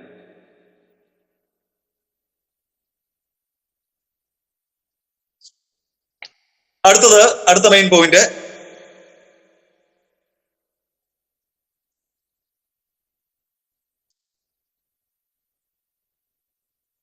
കൊർന്നല്യോസിന്റെ ഭവനത്തിലെ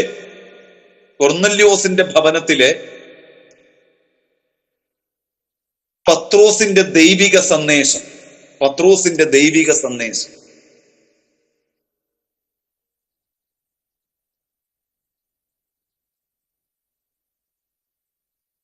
ഇപ്പൊ കൊർന്നല്യോസിന്റെ ഭവനത്തിലെ പത്രോസിന്റെ ദൈവിക സന്ദേശം. അവിടെ ചെന്നു പത്രോസ്, കൊർന്നല്യോസുമായി കണ്ടുമുട്ടി, കാര്യങ്ങളെല്ലാം പരസ്പരം ഷെയർ ചെയ്തു. ഷെയർ ചെയ്തതിനു ശേഷം പത്രോസ് എഴുന്നേറ്റ് പ്രസംഗിക്കുന്ന പ്രസംഗമാണ്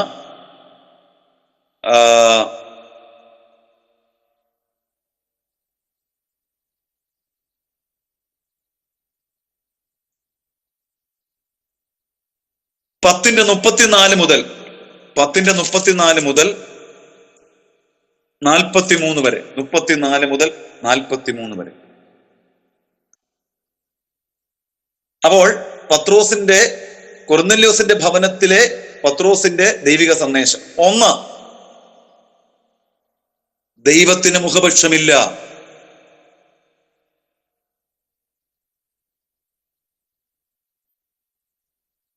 ദൈവത്തിന് മുഖപക്ഷമില്ല. അത് 1-ാം സന്ദേശമാണ്.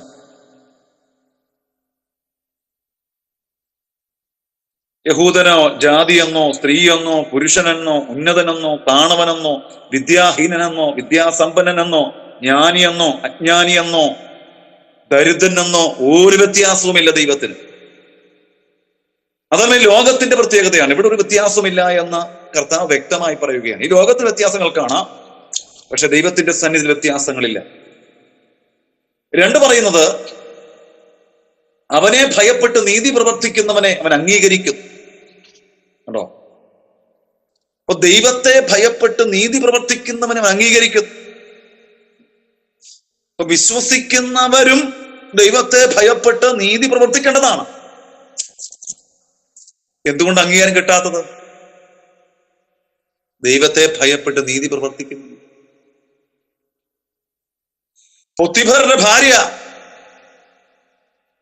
യോസഫിനോട് പറയുകയാണ്, എന്നോട് വരൂ എന്ന് പറയുമ്പോൾ അവൻ ദൈവത്തെ ഭയപ്പെട്ടിട്ട് പറയുകയാണ്, ഞാൻ ഈ പാതകം ചെയ്ത് ദൈവത്തോട് പാപം ചെയ്യുവാൻ ഇടവരുതേ എന്ന് പറഞ്ഞുകൊണ്ട് അവൻ തന്റെ വസ്ത്രമിട്ടിട്ട് ഓടി എന്ന് കാണുവാൻ കഴിയുന്നു. കേട്ടോ, ദൈവത്തെ ഭയപ്പെടുമ്പോൾ പാപത്തിന്റെ സാഹചര്യങ്ങളെ അതിജീവിക്കുവാൻ അവൻ ഓടി മറയും, ഓടി രക്ഷപ്പെടുമെന്ന് കാണുവാൻ കഴിയും.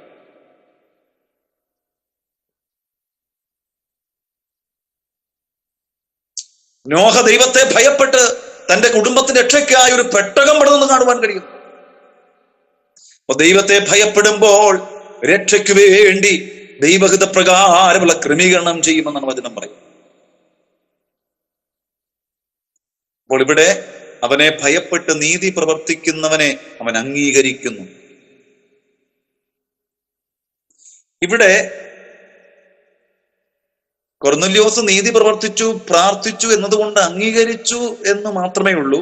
അംഗീകാരത്തിലൂടെ അവന് ലഭിക്കുന്നത് അവനോട് സുവിശേഷം കേൾപ്പിക്കുവാനുള്ള അവസരമാണ്. അതുകൊണ്ട് സമ്പത്തോ സ്വത്തോ ഒന്നുമല്ല, മറ്റൊന്നുമല്ല വാഗ്ദാനം ചെയ്തത്, സുവിശേഷമാണ് വാഗ്ദാനം ചെയ്തത്. 3-ാമത്തെ പ്രസംഗത്തിന്റെ 3-ാമത്തെ പ്രശസ്ത ഭാഗം,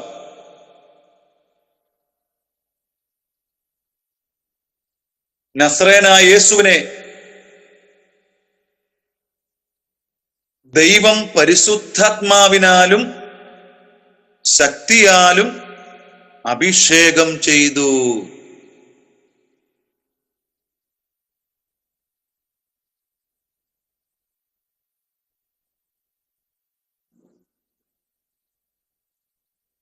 നാലാമത്തേത്, ദൈവം യേശുവിനോട് കൂടെ ഇരുന്നു കൊണ്ട് നന്മ ചെയ്തു.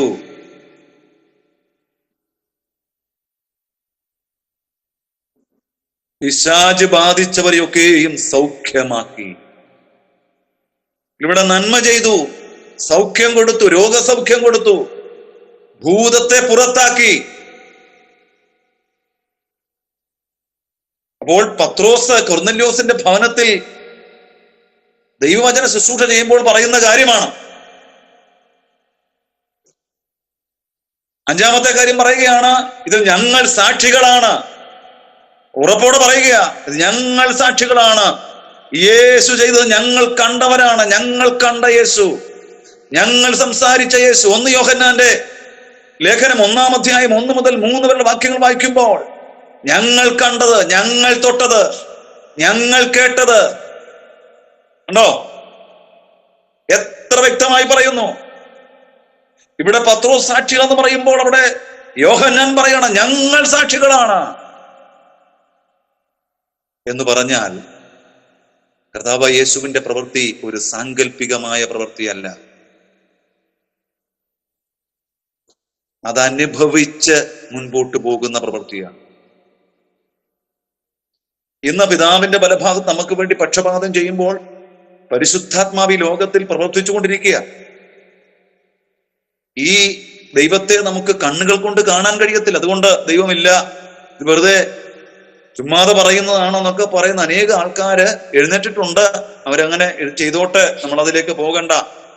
പക്ഷെ ഒരു കാര്യമുണ്ട്, ഈ ദൈവം ജീവനുള്ളതാണെന്ന് വിശ്വസിക്കുന്ന നാം അവനെ അനുഭവിച്ച് ഓരോ ദിവസം മുൻപോട്ട് പോവുകയാണ്.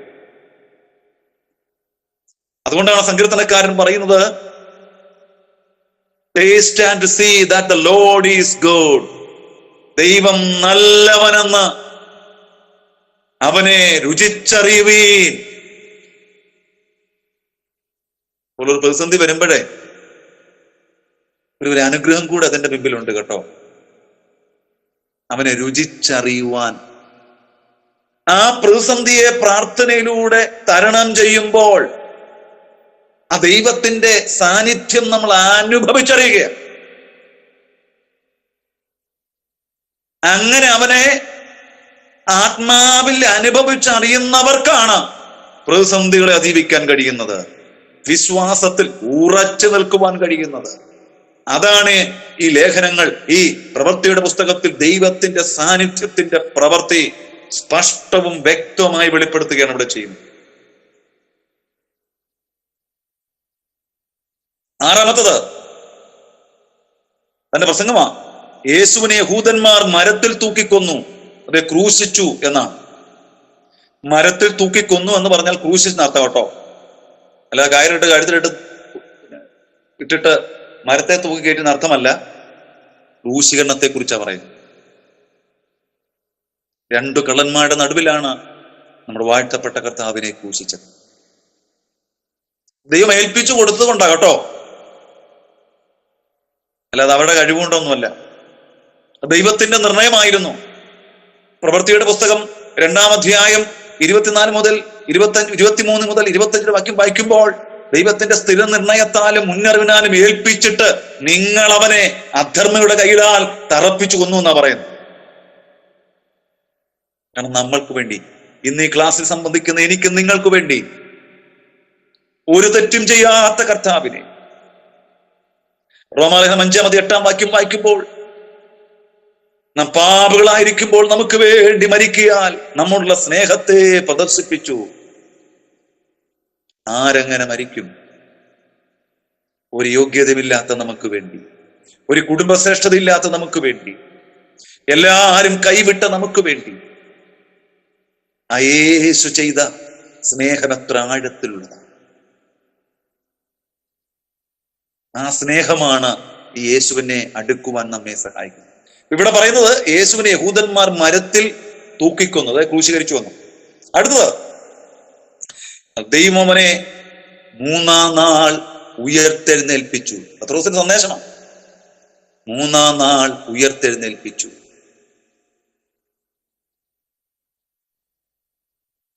ഉയർപ്പിന് ശേഷം പ്രത്യക്ഷമായി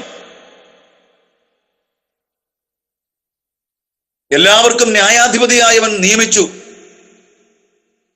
യേശു വിശ്വസിക്കുന്ന ഏവനും അവന്റെ നാമം മൂലം പാപമോചനം ലഭിക്കുന്നു. ഇത്രയും കാര്യങ്ങൾ സംസാരിച്ചത്.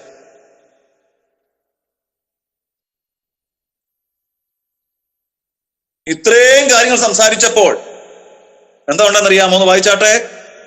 10-ാം അധ്യായത്തിന്റെ 44-ാം വാക്യം. 10-ാം അധ്യായത്തിന്റെ 44-ാം വാക്യം വായിക്കാം.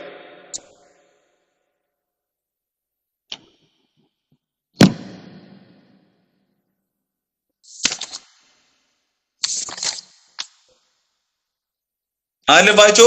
പ്രവൃത്തി 10:44. തന്നെ വചനം കേട്ട എല്ലാവരുടെ മേലും പരിശുദ്ധാത്മാവ് വന്നു. വായിച്ചാട്ടെ.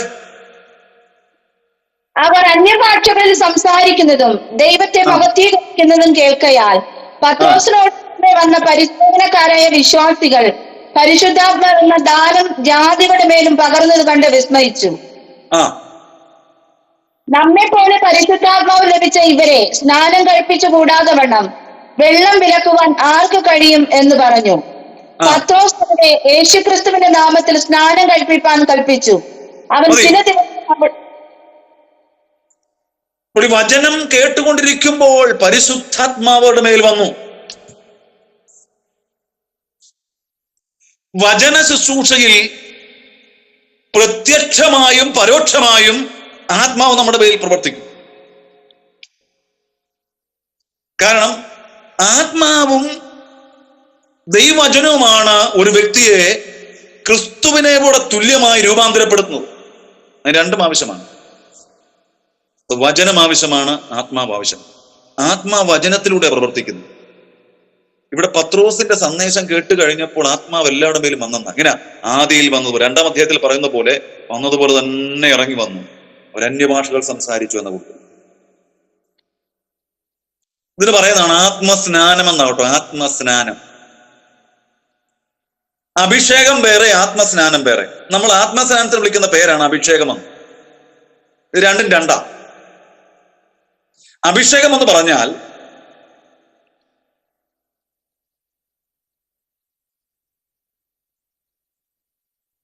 പ്രവാചകന്മാർക്കും പുരോഹിതന്മാർക്കും രാജാവായിട്ടും ശുശ്രൂഷ ഏൽപ്പിക്കാനുള്ള സമയത്ത് ചെയ്യുന്ന ഒരു പ്രക്രിയയാണ് അഭിഷേകം എന്ന് പറയുന്നത്. സ്നാനം എന്ന് പറയുന്നത് രക്ഷിക്കപ്പെട്ട എല്ലാവർക്കും ദൈവം കൊടുക്കുന്ന വാഗ്ദത്തമാണ്. വാഗ്ദത്തത്തിന്റെ പരിശുദ്ധാത്മാവാണ് ആത്മസ്നാനം എന്ന് പറയുന്നു. പരിശുദ്ധാത്മ സ്നാനം എന്ന് പറയുന്നു. പലപ്പോഴും നമ്മൾ പരിശുദ്ധാത്മ സ്നാനത്തിനാണ് അഭിഷേകം എന്ന് നമ്മൾ പറയുന്നത്. പക്ഷെ യഥാർത്ഥം നമുക്ക് മനസ്സിലാക്കണം, പരിശുദ്ധാത്മ സ്നാനം വേറെ, അഭിഷേകം വേറെ. കോരിശിനെ ദൈവം അഭിഷേകം ചെയ്തു. യേശുവിനെ കർത്താവ് അഭിഷേകം ചെയ്തു. പുരോഹിതന്മാരെ അഭിഷേകം ചെയ്തു. രാജാക്കന്മാരെ അഭിഷേകം ചെയ്യുന്നു. പ്രവാചകന്മാരെ അഭിഷേകം ചെയ്യുന്നുണ്ട്.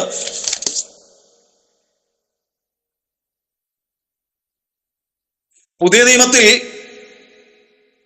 ബൈബിൾ പറയുന്നത് 1 പത്രോസ് 2:9 നിങ്ങൾ അന്ധകാരത്തിന് അത്ഭുത പ്രകാശത്തിലേക്ക് വിളിച്ചവന്റെ സൽഗുണങ്ങളെ ഘോഷിപ്പാൻ തക്കവണ്ണം തിരഞ്ഞെടുക്കപ്പെട്ട ജാതിയും രാജകീയ പുരോഹിത വർഗവുമാകുന്നു. അതായത് പുതിയ നിയമത്തിൽ പ്രത്യേകം അഭിഷേകമല്ല, വിശ്വാസികളെ മൊത്തമായിട്ടാണ് അഭിഷേകം ചെയ്യുന്നത്.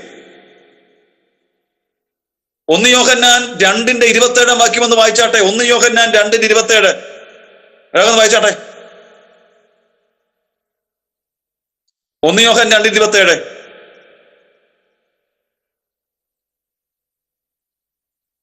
അവനാൽ പ്രാപിച്ച അഭിഷേകം നിങ്ങളിൽ വസിക്കുന്നു, ആരും ഉപദേശിപ്പാൻ ആവശ്യമില്ല.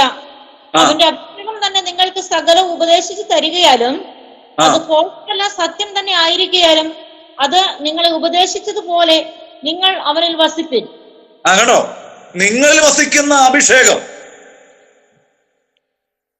അപ്പൊ പരിശുദ്ധാത്മാവിന്റെ സ്നാനത്തോട് രക്ഷിക്കപ്പെടുന്ന സമയത്ത് നമുക്ക് ദൈവം യേശുക്രിസ്തുവിലൂടെ യേശുക്രിസ്തുവിനെ കർത്താവ് അഭിഷേകം ചെയ്തിട്ടുണ്ട്. പിതാവാം ദൈവം ആ അഭിഷേകം തന്റെ തലയിലാണ് അഭിഷേകം ചെയ്യുന്നത്. ആ അഭിഷേകം തന്റെ കൈകളിലേക്ക് കരങ്ങളിലേക്ക് വ്യാപിക്കുകയാണ്. 133 സങ്കീർത്തനം പറയുന്ന പോലെ അഹരോന്റെ താടിയിലേക്കും അവന്റെ വസ്ത്രത്തിന്റെ വിളമ്പിലേക്കും അഭിഷേകം വരുന്നത് പോലെ യേശുക്രിസ്തുവിന്റെ അഭിഷേകം തന്റെ സഭയായ സകല ജനത്തിനും അവ ലഭിക്കപ്പെട്ടിരിക്കുകയാണ്. അപ്പൊ അഭിഷേകം വേറെയാണ്, ആത്മസ്നാനം വേറെയാണ്. വ്യക്തിപരമായി ലഭിക്കുന്നത് ആത്മസ്നാനമാണ്. സഭയായി ലഭിക്കുന്ന ഒന്നാണ് അഭിഷേകം എന്ന് പറയുന്നത്.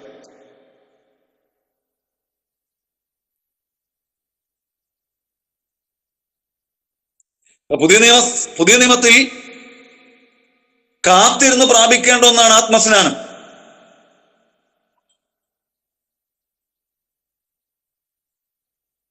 അപ്പോ സന്ദേശത്തിന്റെ അനന്തരഫലം എന്ന് പറയുന്നത് എല്ലാവരും പരിശുദ്ധാത്മാവ് നിറഞ്ഞു, അന്യഭാഷയിൽ സംസാരിച്ചു, ദൈവത്തെ മഹത്വപ്പെടുത്തി, എല്ലാവരെയും യേശുവിന്റെ നാമത്തിൽ സ്നാനമേറ്റു. ഇവിടെ ഒരു പ്രത്യേകതയുണ്ട്, യേശുവിന്റെ നാമത്തിലാണ് സ്നാനമേറ്റത്. പ്രവൃത്തി പുസ്തകം 2:38, 8:16 യേശുവിന്റെ നാമത്തിൽ സ്നാനമേറ്റു. പ്രവൃത്തി 10:10, 10:48 യേശുവിന്റെ നാമത്തിൽ. പ്രവൃത്തി 19:6 കർത്താവായ യേശുവിന്റെ നാമത്തിൽ സ്നാനമേറ്റു. ഇവിടെ യേശുവിന്റെ നാമത്തിൽ, യേശുക്രിസ്തുവിന്റെ നാമത്തിൽ, പിതാപുത്ര പരിശുദ്ധാത്മാവിന്റെ നാമത്തിൽ സ്നാനമേറ്റു എന്ന് സാറേ ഒന്നുകൂടെ പറയാമോ? വാക്യങ്ങൾ നിർത്തി. പ്രവൃത്തിയുടെ പുസ്തകം 2:38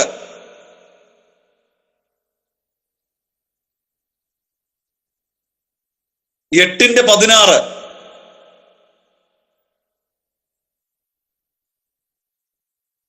യേശുവിന്റെ നാമത്തിൽ സ്നാനമേറ്റു എന്ന.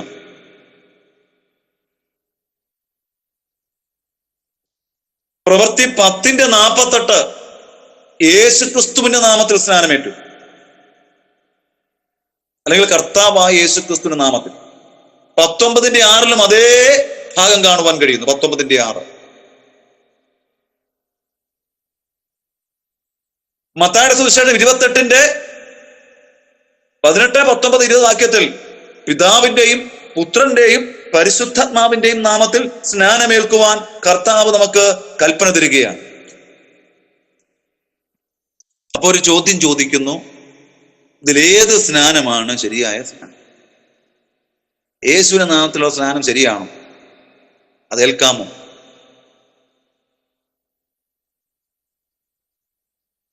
ഇവിടെ നിങ്ങൾ ഈ ഭാഗത്തെക്കുറിച്ചൊരു ചെറിയ നോട്ട് എഴുതണം. ഞാൻ നിർത്തി പറഞ്ഞുതരാം.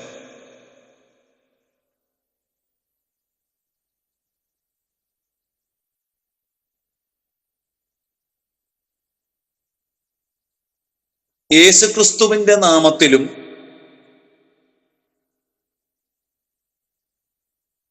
യേശുവിന്റെ നാമത്തിലും സ്നാനമേൽക്കുവാൻ ഇവിടെ അപ്പോസ്തലന്മാർ പറയുന്നുണ്ട്.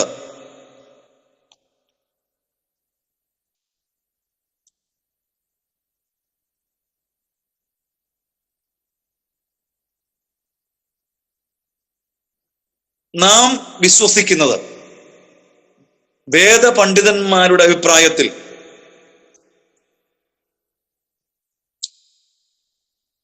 മത്തായിയുടെ സുവിശേഷം 28-ാം അധ്യായം 19, 20 വാക്യത്തിൽ പറഞ്ഞിരിക്കുന്ന പിതാവ്, പുത്ര, പരിശുദ്ധാത്മാവ ത്രിയേക ദൈവത്തിന്റെ നാമത്തിലുള്ള സ്നാനത്തിന് വിളിച്ചിരുന്ന പേരാണ് യേശുക്രിസ്തുവിന്റെ നാമത്തിലുള്ള സ്നാനം എന്ന് പറയും, അല്ലെങ്കിൽ യേശുവിന്റെ നാമത്തിലുള്ള സ്നാനം എന്ന് പറയും. കാരണം ഈ യേശുവിനെ ഇവിടെ പ്രൊവൈഡ് ചെയ്യാൻ വേണ്ടി ഉപയോഗിച്ച പദമാണ് യഥാർത്ഥത്തിൽ യേശുവിന്റെ നാമത്തിൽ സ്നാനപ്പെടുക എന്ന് പറയും. അതൊരു ടൈറ്റിൽ, വിളിച്ചിരുന്ന പേര് മാത്രമാണ്. അവർ സ്നാനപ്പെടുത്തിയത് പിതാവിന്റെയും പുത്രന്റെയും പരിശുദ്ധാത്മാവിന്റെയും നാമത്തിലാണ്. ഉദാഹരണം, പ്രവൃത്തി 19:1 മുതൽ 6 വരെ വാക്യത്തിൽ യോഹന്നാൻ സ്നാപകന്റെ ശിഷ്യന്മാരോട് ചോദിക്കുന്ന ഒരു ചോദ്യമുണ്ട്. പൗലോസ് യോഹന്നാൻ സ്നാപകന്റെ ശിഷ്യന്മാരോട് പൗലോസ് ചോദിക്കുന്ന ഒരു ചോദ്യമുണ്ട്. നിങ്ങൾ പരിശുദ്ധാത്മാവിനെ പ്രാപിച്ചുവോ, ആത്മസ്നാനം പ്രാപിച്ചുവോ എന്നാ ചോദിക്കുന്നത്.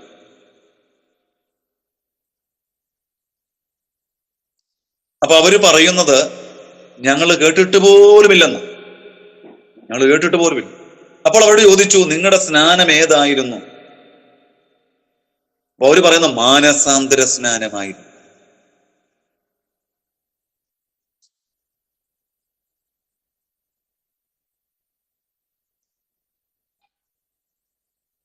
അപ്പോൾ ശിഷ്യന്മാർ നടത്തിയ യേശുവിന്റെ നാമത്തിലുള്ള സ്നാനത്തിനകത്ത് ഈ വാക്യപ്രകാരം പിതാവ്, പുത്ര, പരിശുദ്ധാത്മാവ് ത്രിയേക നാമത്തിലുള്ള സ്നാനമായിരുന്നു.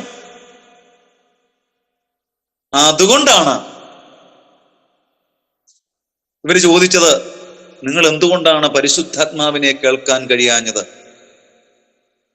കാരണം യേശുവിന്റെ നാമത്തിലുള്ള സ്നാനം ത്രിയേക നാമത്തിലുള്ള സ്നാനം തന്നെയാണ്.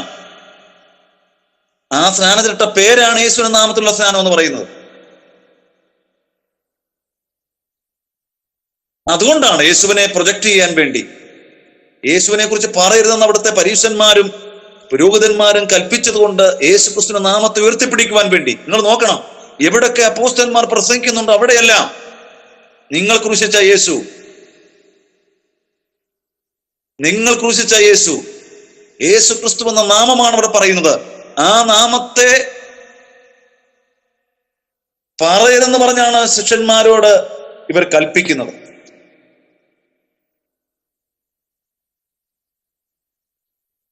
അപ്പൊ അതുകൊണ്ടാണ് യേശുവിന്റെ നാമത്തിലുള്ള സ്നാനം, അല്ലെ യേശു ക്രിസ്തുവിന്റെ നാമത്തിൽ സ്നാനം കഴിപ്പിച്ചു എന്ന് പറയും. ഇത് വ്യക്തമായി ഞാൻ വിശ്വസിക്കുകയാണ്.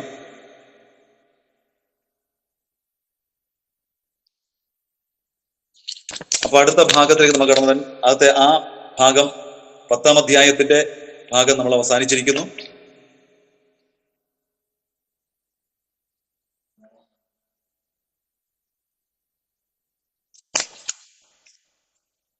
പതിനൊന്നാം അധ്യായം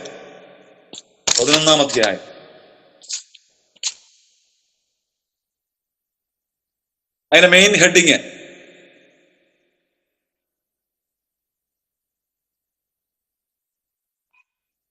കൊർന്നല്യോസിന്റെ ഭവനത്തിലെ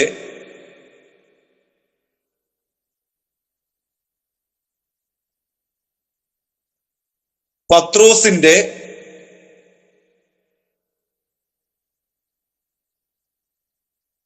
ഭവന സന്ദർശനത്തിന്റെ വിശദീകരണം. കൊർന്നല്യോസിന്റെ ഭവനത്തിലെ പത്രോസിന്റെ ഭവന സന്ദർശനത്തിന്റെ വിശദീകരണം.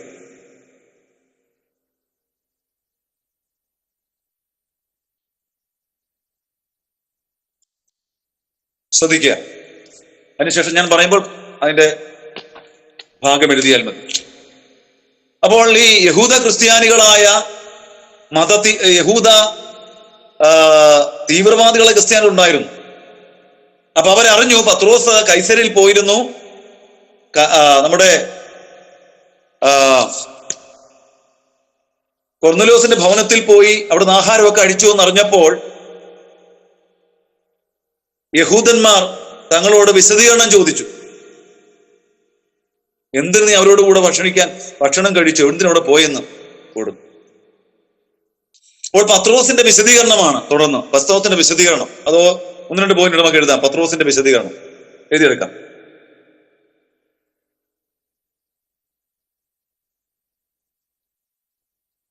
ഒന്ന്, ദൈവം പത്രോസിന് കൊടുത്ത ദർശനം വിശദീകരിച്ചു. ദൈവം പത്രോസിന് കൊടുത്ത ദർശനം വിശദീകരിച്ചും കൊടുക്കുന്നു. 11-ാം അധ്യായത്തിന്റെ 4 മുതൽ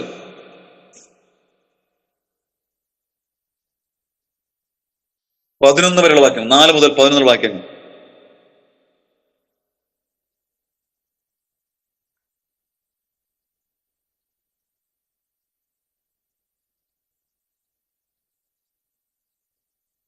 അപ്പൊ ആ മുഴുവൻ കാര്യങ്ങളും ഉണ്ട് അതിനകത്ത്. തുപ്പട്ടിയുടെ ദർശനം, എല്ലാ നാൽക്കാലികളും കാട്ടുമൃഗങ്ങളും ഇഴജാതികളുടെ ദർശനം, എഴുന്നേറ്റ് അറുത്ത് ഭക്ഷിക്കാൻ പറയുന്ന കാര്യം, ഒരിക്കലും പാടില്ല കർത്താവെ മലിനമാണെന്ന് പറയുന്നു, ദൈവം ശുദ്ധീകരിച്ച് മലിനമെന്ന് വിചാരിക്കരുത്, ഈ കാര്യങ്ങളെല്ലാം പറയുന്നത്. ഇത്രയും കാര്യങ്ങൾ പറയുക, വിശദീകരണം കൊടുക്കുക. അടുത്തത് കൈസരിൽ നിന്ന് തന്റെ അടുക്കൽ വന്നിരിക്കുന്ന 3 പുരുഷന്മാരെ കുറിച്ചുള്ള കാര്യങ്ങൾ, അവരോട് സംശയിക്കുക, അവരോട് പോകാൻ ആത്മാവ് പറയുന്ന കൽപ്പന.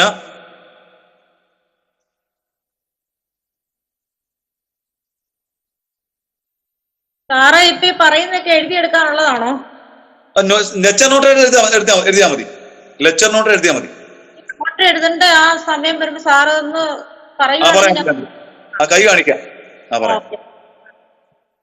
അപ്പൊ പത്രോസിന്റെ വിശദീകരണമാണ് ഹെഡിങ് എഴുതിയിട്ട്.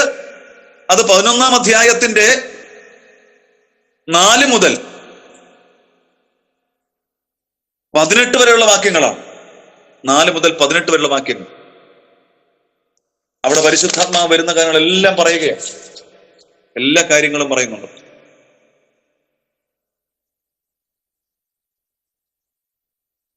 നിങ്ങൾ വിശദീകരിച്ചും മനസ്സിലായിക്കോണം.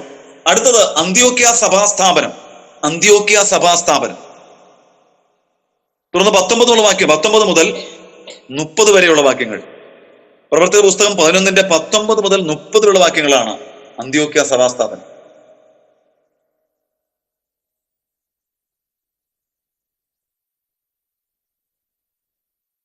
ഇനിയും ചെറുതായിട്ട് എഴുതാം നമുക്ക്. എങ്ങനെയാണ് അന്ത്യോക്യ സഭ സ്ഥാപിച്ചെന്നുള്ളത്? അന്ത്യോക്യ സഭാസ്ഥാപനം അത് എഴുതിയെടുത്തോളൂ.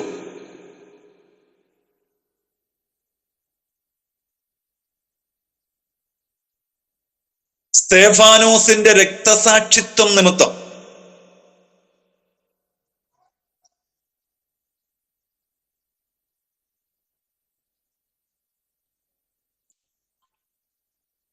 ചിതറിപ്പോയവരിൽ ചിലർ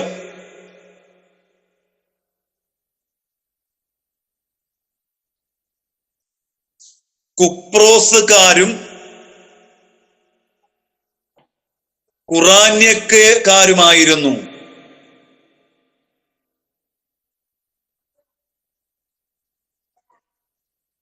പ്രവൃത്തി 11-ന്റെ 19. അപ്പൊ സ്തേഫാനോസിന്റെ രക്തസാക്ഷ്യം നിമിത്തം അവിടെ ചിതറിപ്പോയി അനേകര്. അപ്പോസ്തലന്മാരെ ഒഴിച്ച് ബാക്കി എല്ലാവരും. അവര് ചിലർ ഖുറേന്യക്കാരും കുപ്രോസ് ദ്വീപുകാരുമായിരുന്നു. അവർ അന്ത്യോക്യയിൽ എത്തിയ ശേഷം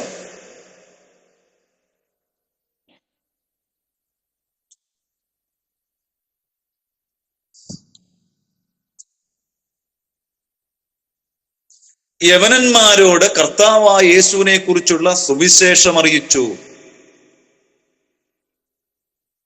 യവനന്മാരോട് കർത്താവായ യേശുവിനെ കുറിച്ചുള്ള സുവിശേഷം അറിയിച്ചു.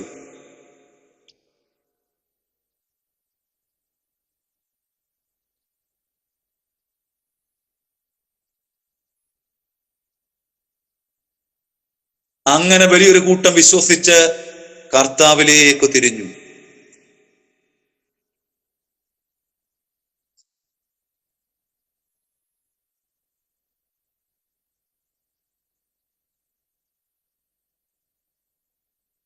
ഇങ്ങനെയാണ് അന്ത്യോക്യ സഭ സ്ഥാപിക്കപ്പെടുന്നത്.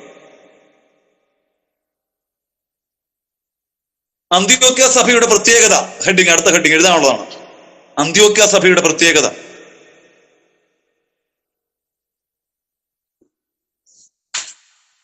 നിങ്ങൾക്ക് പ്രസംഗിക്കാൻ പറ്റിയ ഒരു ചിന്തയാണ് അടുത്ത ഞാൻ എടുത്തത്. നല്ലൊരു ദൂതൊക്കെ പറയാൻ ഉള്ളത് എനിക്കൊരു ചിന്തയാണ്. ഒന്ന്,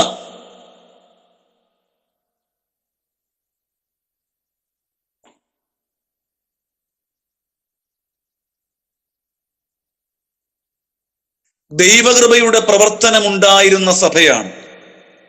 ദൈവകൃപ കണ്ട് സന്തോഷിച്ചു എന്ന് പറയാൻ കാരണം ദൈവകൃപയുടെ പ്രവർത്തനമുണ്ടായിരുന്ന സഭ.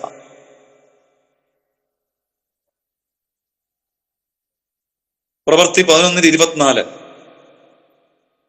പ്രവൃത്തി 11-24. അടുത്തത് ഉപവസിക്കുകയും പ്രാർത്ഥിക്കുകയും ചെയ്യുന്ന സഭ.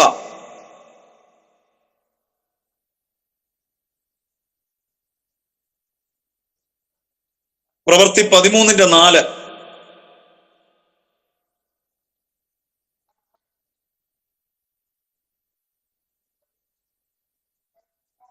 എല്ലാ ജാതികളിലും പെട്ട വ്യക്തികൾ ഐക്യതയോടെ നിലനിന്ന സഭ.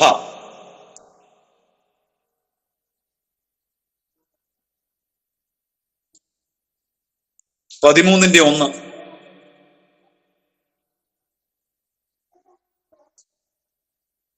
നാല്, ഉപദേഷ്ടാക്കന്മാരും അധ്യക്ഷന്മാരുമുള്ള സഭ.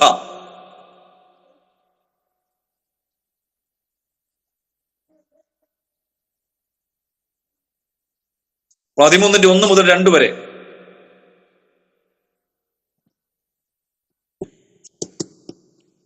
അഞ്ച്, മിഷണറിമാരെ അയക്കുന്ന സഭ.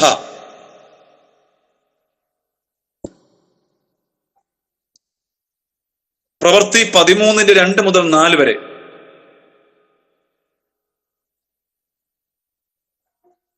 ആറ്, പരിശുദ്ധാത്മാവിന്റെ പ്രവൃത്തിയും ആലോചനയുമുള്ള സഭ.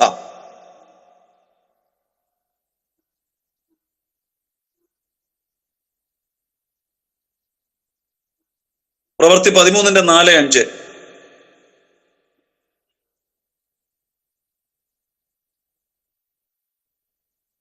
ഏഴ്, ശിഷ്യന്മാർക്ക് ക്രിസ്ത്യാനികളെന്ന പേര് വിളിക്കപ്പെടുവാൻ കാരണമായ സഭ.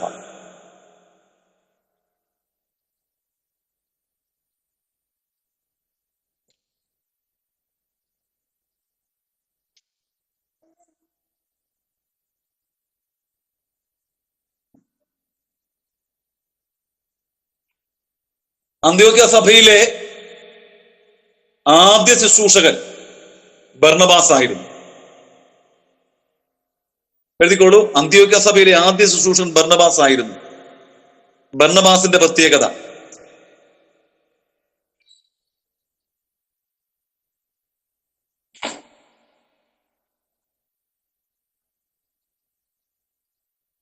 ബർന്നബാസിന്റെ പ്രത്യേകതയാണ്.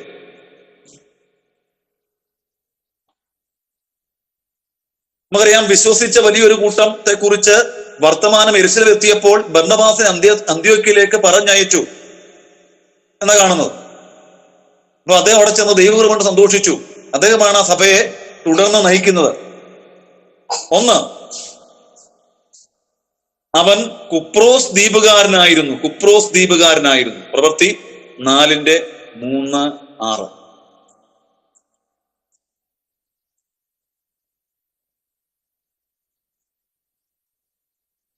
രണ്ട്, പരിശുദ്ധാത്മാവാലും വിശ്വാസത്താലും നിറഞ്ഞവനായിരുന്നു. പരിശുദ്ധാത്മാവിലും വിശ്വാസത്തിലും നിറഞ്ഞവനായിരുന്നു.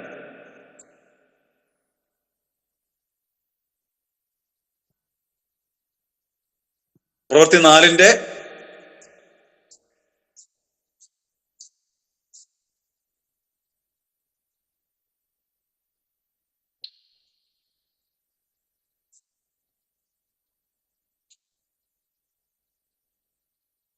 24 25 വാക്യങ്ങൾ കാണുവാൻ. അടുത്തത് പ്രബോധനപരമുള്ളവനായിരുന്നു. പ്രവൃത്തി 11 23.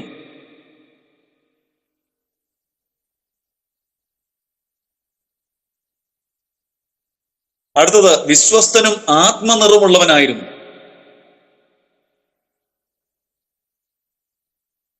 പ്രവൃത്തി 11 24 29 30.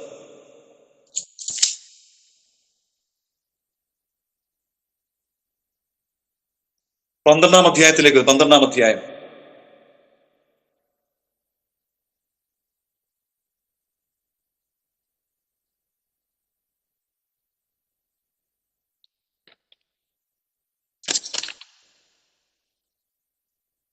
അതിന്റെ ഹെഡിങ്ങൾ എടുത്തിക്കോ.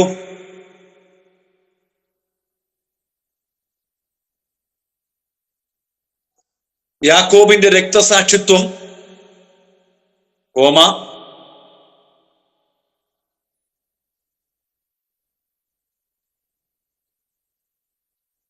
പത്രോസിന്റെ അറസ്റ്റും ദൈവിക വിടുതലും.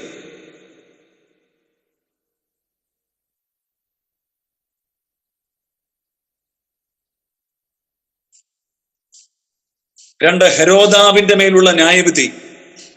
രണ്ടാമത്തെ പ്രധാന ചിന്ത ഹെരോദാവിന്റെ മേലുള്ള ന്യായവിധി.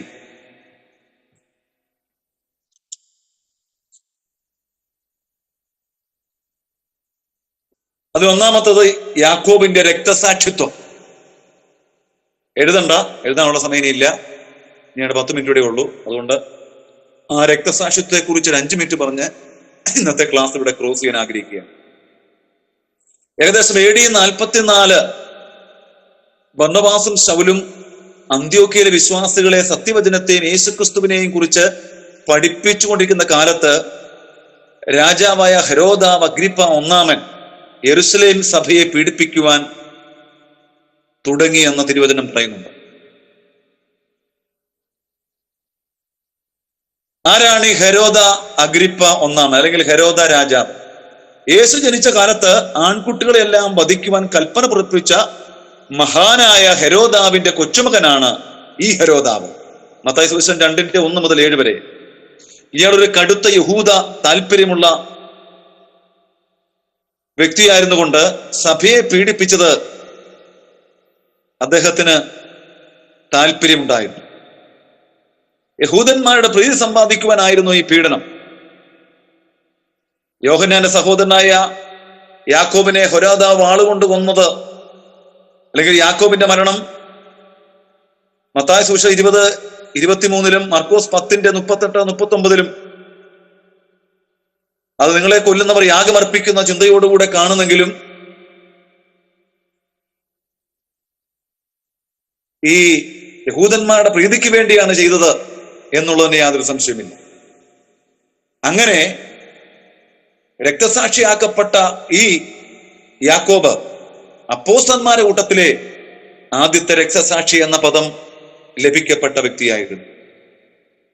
അങ്ങനെ യാക്കോബിനെ കൊന്ന ശേഷം പത്രോസിനെയും പിടിച്ചു കൊല്ലാമെന്ന് തീരുമാനിച്ചു. എന്തുകൊണ്ടാണ് പത്രോസിനെ അറസ്റ്റ് ചെയ്തതെന്ന് ചോദിച്ചാൽ, ആ കാലഘട്ടത്തിൽ അല്ലെങ്കിൽ ആ സമയത്ത് ഈ അപ്പോസ്തലന്മാരെല്ലാം വിവിധ പ്രവർത്തനങ്ങൾ പ്രവർത്തിച്ചുകൊണ്ടിരിക്കുകയായിരുന്നു. അവരൊക്കെ സ്ഥലത്തില്ലായിരുന്നു എന്ന് വേണം നമുക്ക് ചിന്തിക്കുവാൻ. അതിൽ ആദ്യമേ യെരുശലേമിലേക്ക് മടങ്ങി വന്നത് ഈ യാക്കോബിന് ശേഷം പത്രോസ് ആയിരിക്കാം. പത്രോസ് മാതൃസഭയെ യെരുശലേം സഭയോട് ചേർന്ന് പെസഹാവാരം ചിലവഴിക്കുവാൻ യെരുശലേമിലേക്ക് വന്നതായിരിക്കാമാണ് ചിന്തിക്കുന്നത്. ആ സമയത്താണ് പത്രോസിനെ ഹെരോദാവിന്റെ പടയാളികൾ വന്ന് പിടിച്ചുകൊണ്ടുപോയി കാരാഗൃഹത്തിലാക്കുന്നത്. ബൈബിളിൽ ഈ പ്രവൃത്തിയുടെ പുസ്തകത്തിൽ 3 കാരാഗ്രഹ മാസത്തെ കുറിച്ചാണ് പത്രോസിനെ കുറിച്ച് പറയുന്നത്. 4:3 ഗർഭം മുതൽ മുടന്തനായ ആ മനുഷ്യനെ ദേവാലയത്തിന്റെ അടുക്കൽ ഭിക്ഷ യാചിക്കുവാൻ കൊണ്ടിരുത്തുന്ന ആ മുടന്തന്റെ സൗഖ്യം കാരണം, പ്രവൃത്തി 4:3 ആ പറയുന്ന പ്രവൃത്തി കാരണം എന്ത് ചെയ്തു? പത്രോസിനെ പിടിച്ച് ആദ്യമേ തടവിലാക്കി എന്ന് കാണുവാൻ കഴിയുന്നു. അപ്പോസ്തലന്മാരുടെ കയ്യിൽ ജനത്തിന്റെ വലിയ അത്ഭുതങ്ങളും അടയാളങ്ങളും നടന്നതിനാൽ ജനം വളരെ പുകഴ്ത്തുകയും അനേക സ്ത്രീ പുരുഷന്മാർ യേശുവിൽ വിശ്വസിക്കുകയും ചെയ്ത് കണ്ടപ്പോൾ പ്രവൃത്തി 5:12 മുതൽ 18 വരെ വായിക്കുമ്പോൾ രണ്ടാമത് പിടിച്ചവനെ തടവിലാക്കി. പ്രവൃത്തി 12:4 പുളിപ്പില്ലാത്ത അപ്പത്തിന്റെ പെരുന്നാൾ ആയിരുന്നതിനാൽ പെസഹാനന്തരം ജനത്തിന് മുമ്പിൽ നിർത്തുവാനായി തടവിലാക്കി എന്ന് കാണുവാൻ കഴിയുന്നു. 3 തടവിലാണ് പത്രോസിനെ പിടിച്ചാക്കിയത്. പക്ഷെ 3 തടവിലും പത്രോസിന് ഒന്നും ചെയ്യാൻ കഴിഞ്ഞില്ല. ഈ തടവിന് പ്രത്യേകതയുണ്ട്. 4 പടയാളികൾ വീതമുള്ള 4 കൂട്ടത്തെയാണ് ഏൽപ്പിച്ചത്. ഈ 3-ാമത്തെ കാരാഗ്രഹത്തിൽ ചങ്ങലയിൽ ബന്ധിക്കപ്പെട്ടവനായി 2 പടയാളുടെ നടുവിലായിരുന്നു പത്രോസ്. വാതിലിന് മുമ്പിൽ കാവൽക്കാർ കാരാഗ്രഹം കാത്തുകൊണ്ടിരുന്നു. എന്നാൽ സഭയുടെ ശ്രദ്ധയേറിയ പ്രാർത്ഥനയാണ് കാരാഗ്രഹത്തെ തകർത്തുകൊണ്ട് അവിടെ ദൂതനിറങ്ങിയെന്ന് കാണുവാൻ കഴിയുന്നു. ദൂത് പറയുവാൻ ഇറങ്ങിയ ദൂതനെ പോലെ പത്രോസിനെ വിടിവിപ്പാനും ആ ഹെരോദാവിന്റെ കാരാഗൃഹത്തിന്റെ ഉള്ളറയിൽ പത്രോസിന്റെ സ്ഥലത്തേക്ക് ദൂതൻ ഇറങ്ങിയെന്ന് കാണുവാൻ കഴിയുന്നു. എന്റെ വാക്കുകൾക്ക് വിരാമം കുറിക്കുമ്പോൾ ഒരു കാര്യം കൂടെ പറഞ്ഞിട്ട് നിർത്തുകയാണ്. നമ്മുടെ പ്രതിസന്ധിയിൽ കാരാഗൃഹം പോലെയുള്ള സന്ദർഭങ്ങൾ നമ്മുടെ ജീവിതത്തിൽ വരുമ്പോൾ ഭയപ്പെടേണ്ട. നാം ശ്രദ്ധയോടുകൂടെ പ്രാർത്ഥിച്ചാൽ മതി. നമ്മുടെ ആ പ്രതിസന്ധിയിലേക്ക്, നമ്മുടെ പ്രശ്നത്തിലേക്ക് ദൈവത്തിന്റെ ദൂതനെ അയച്ചാൽ, ദൈവത്തിന്റെ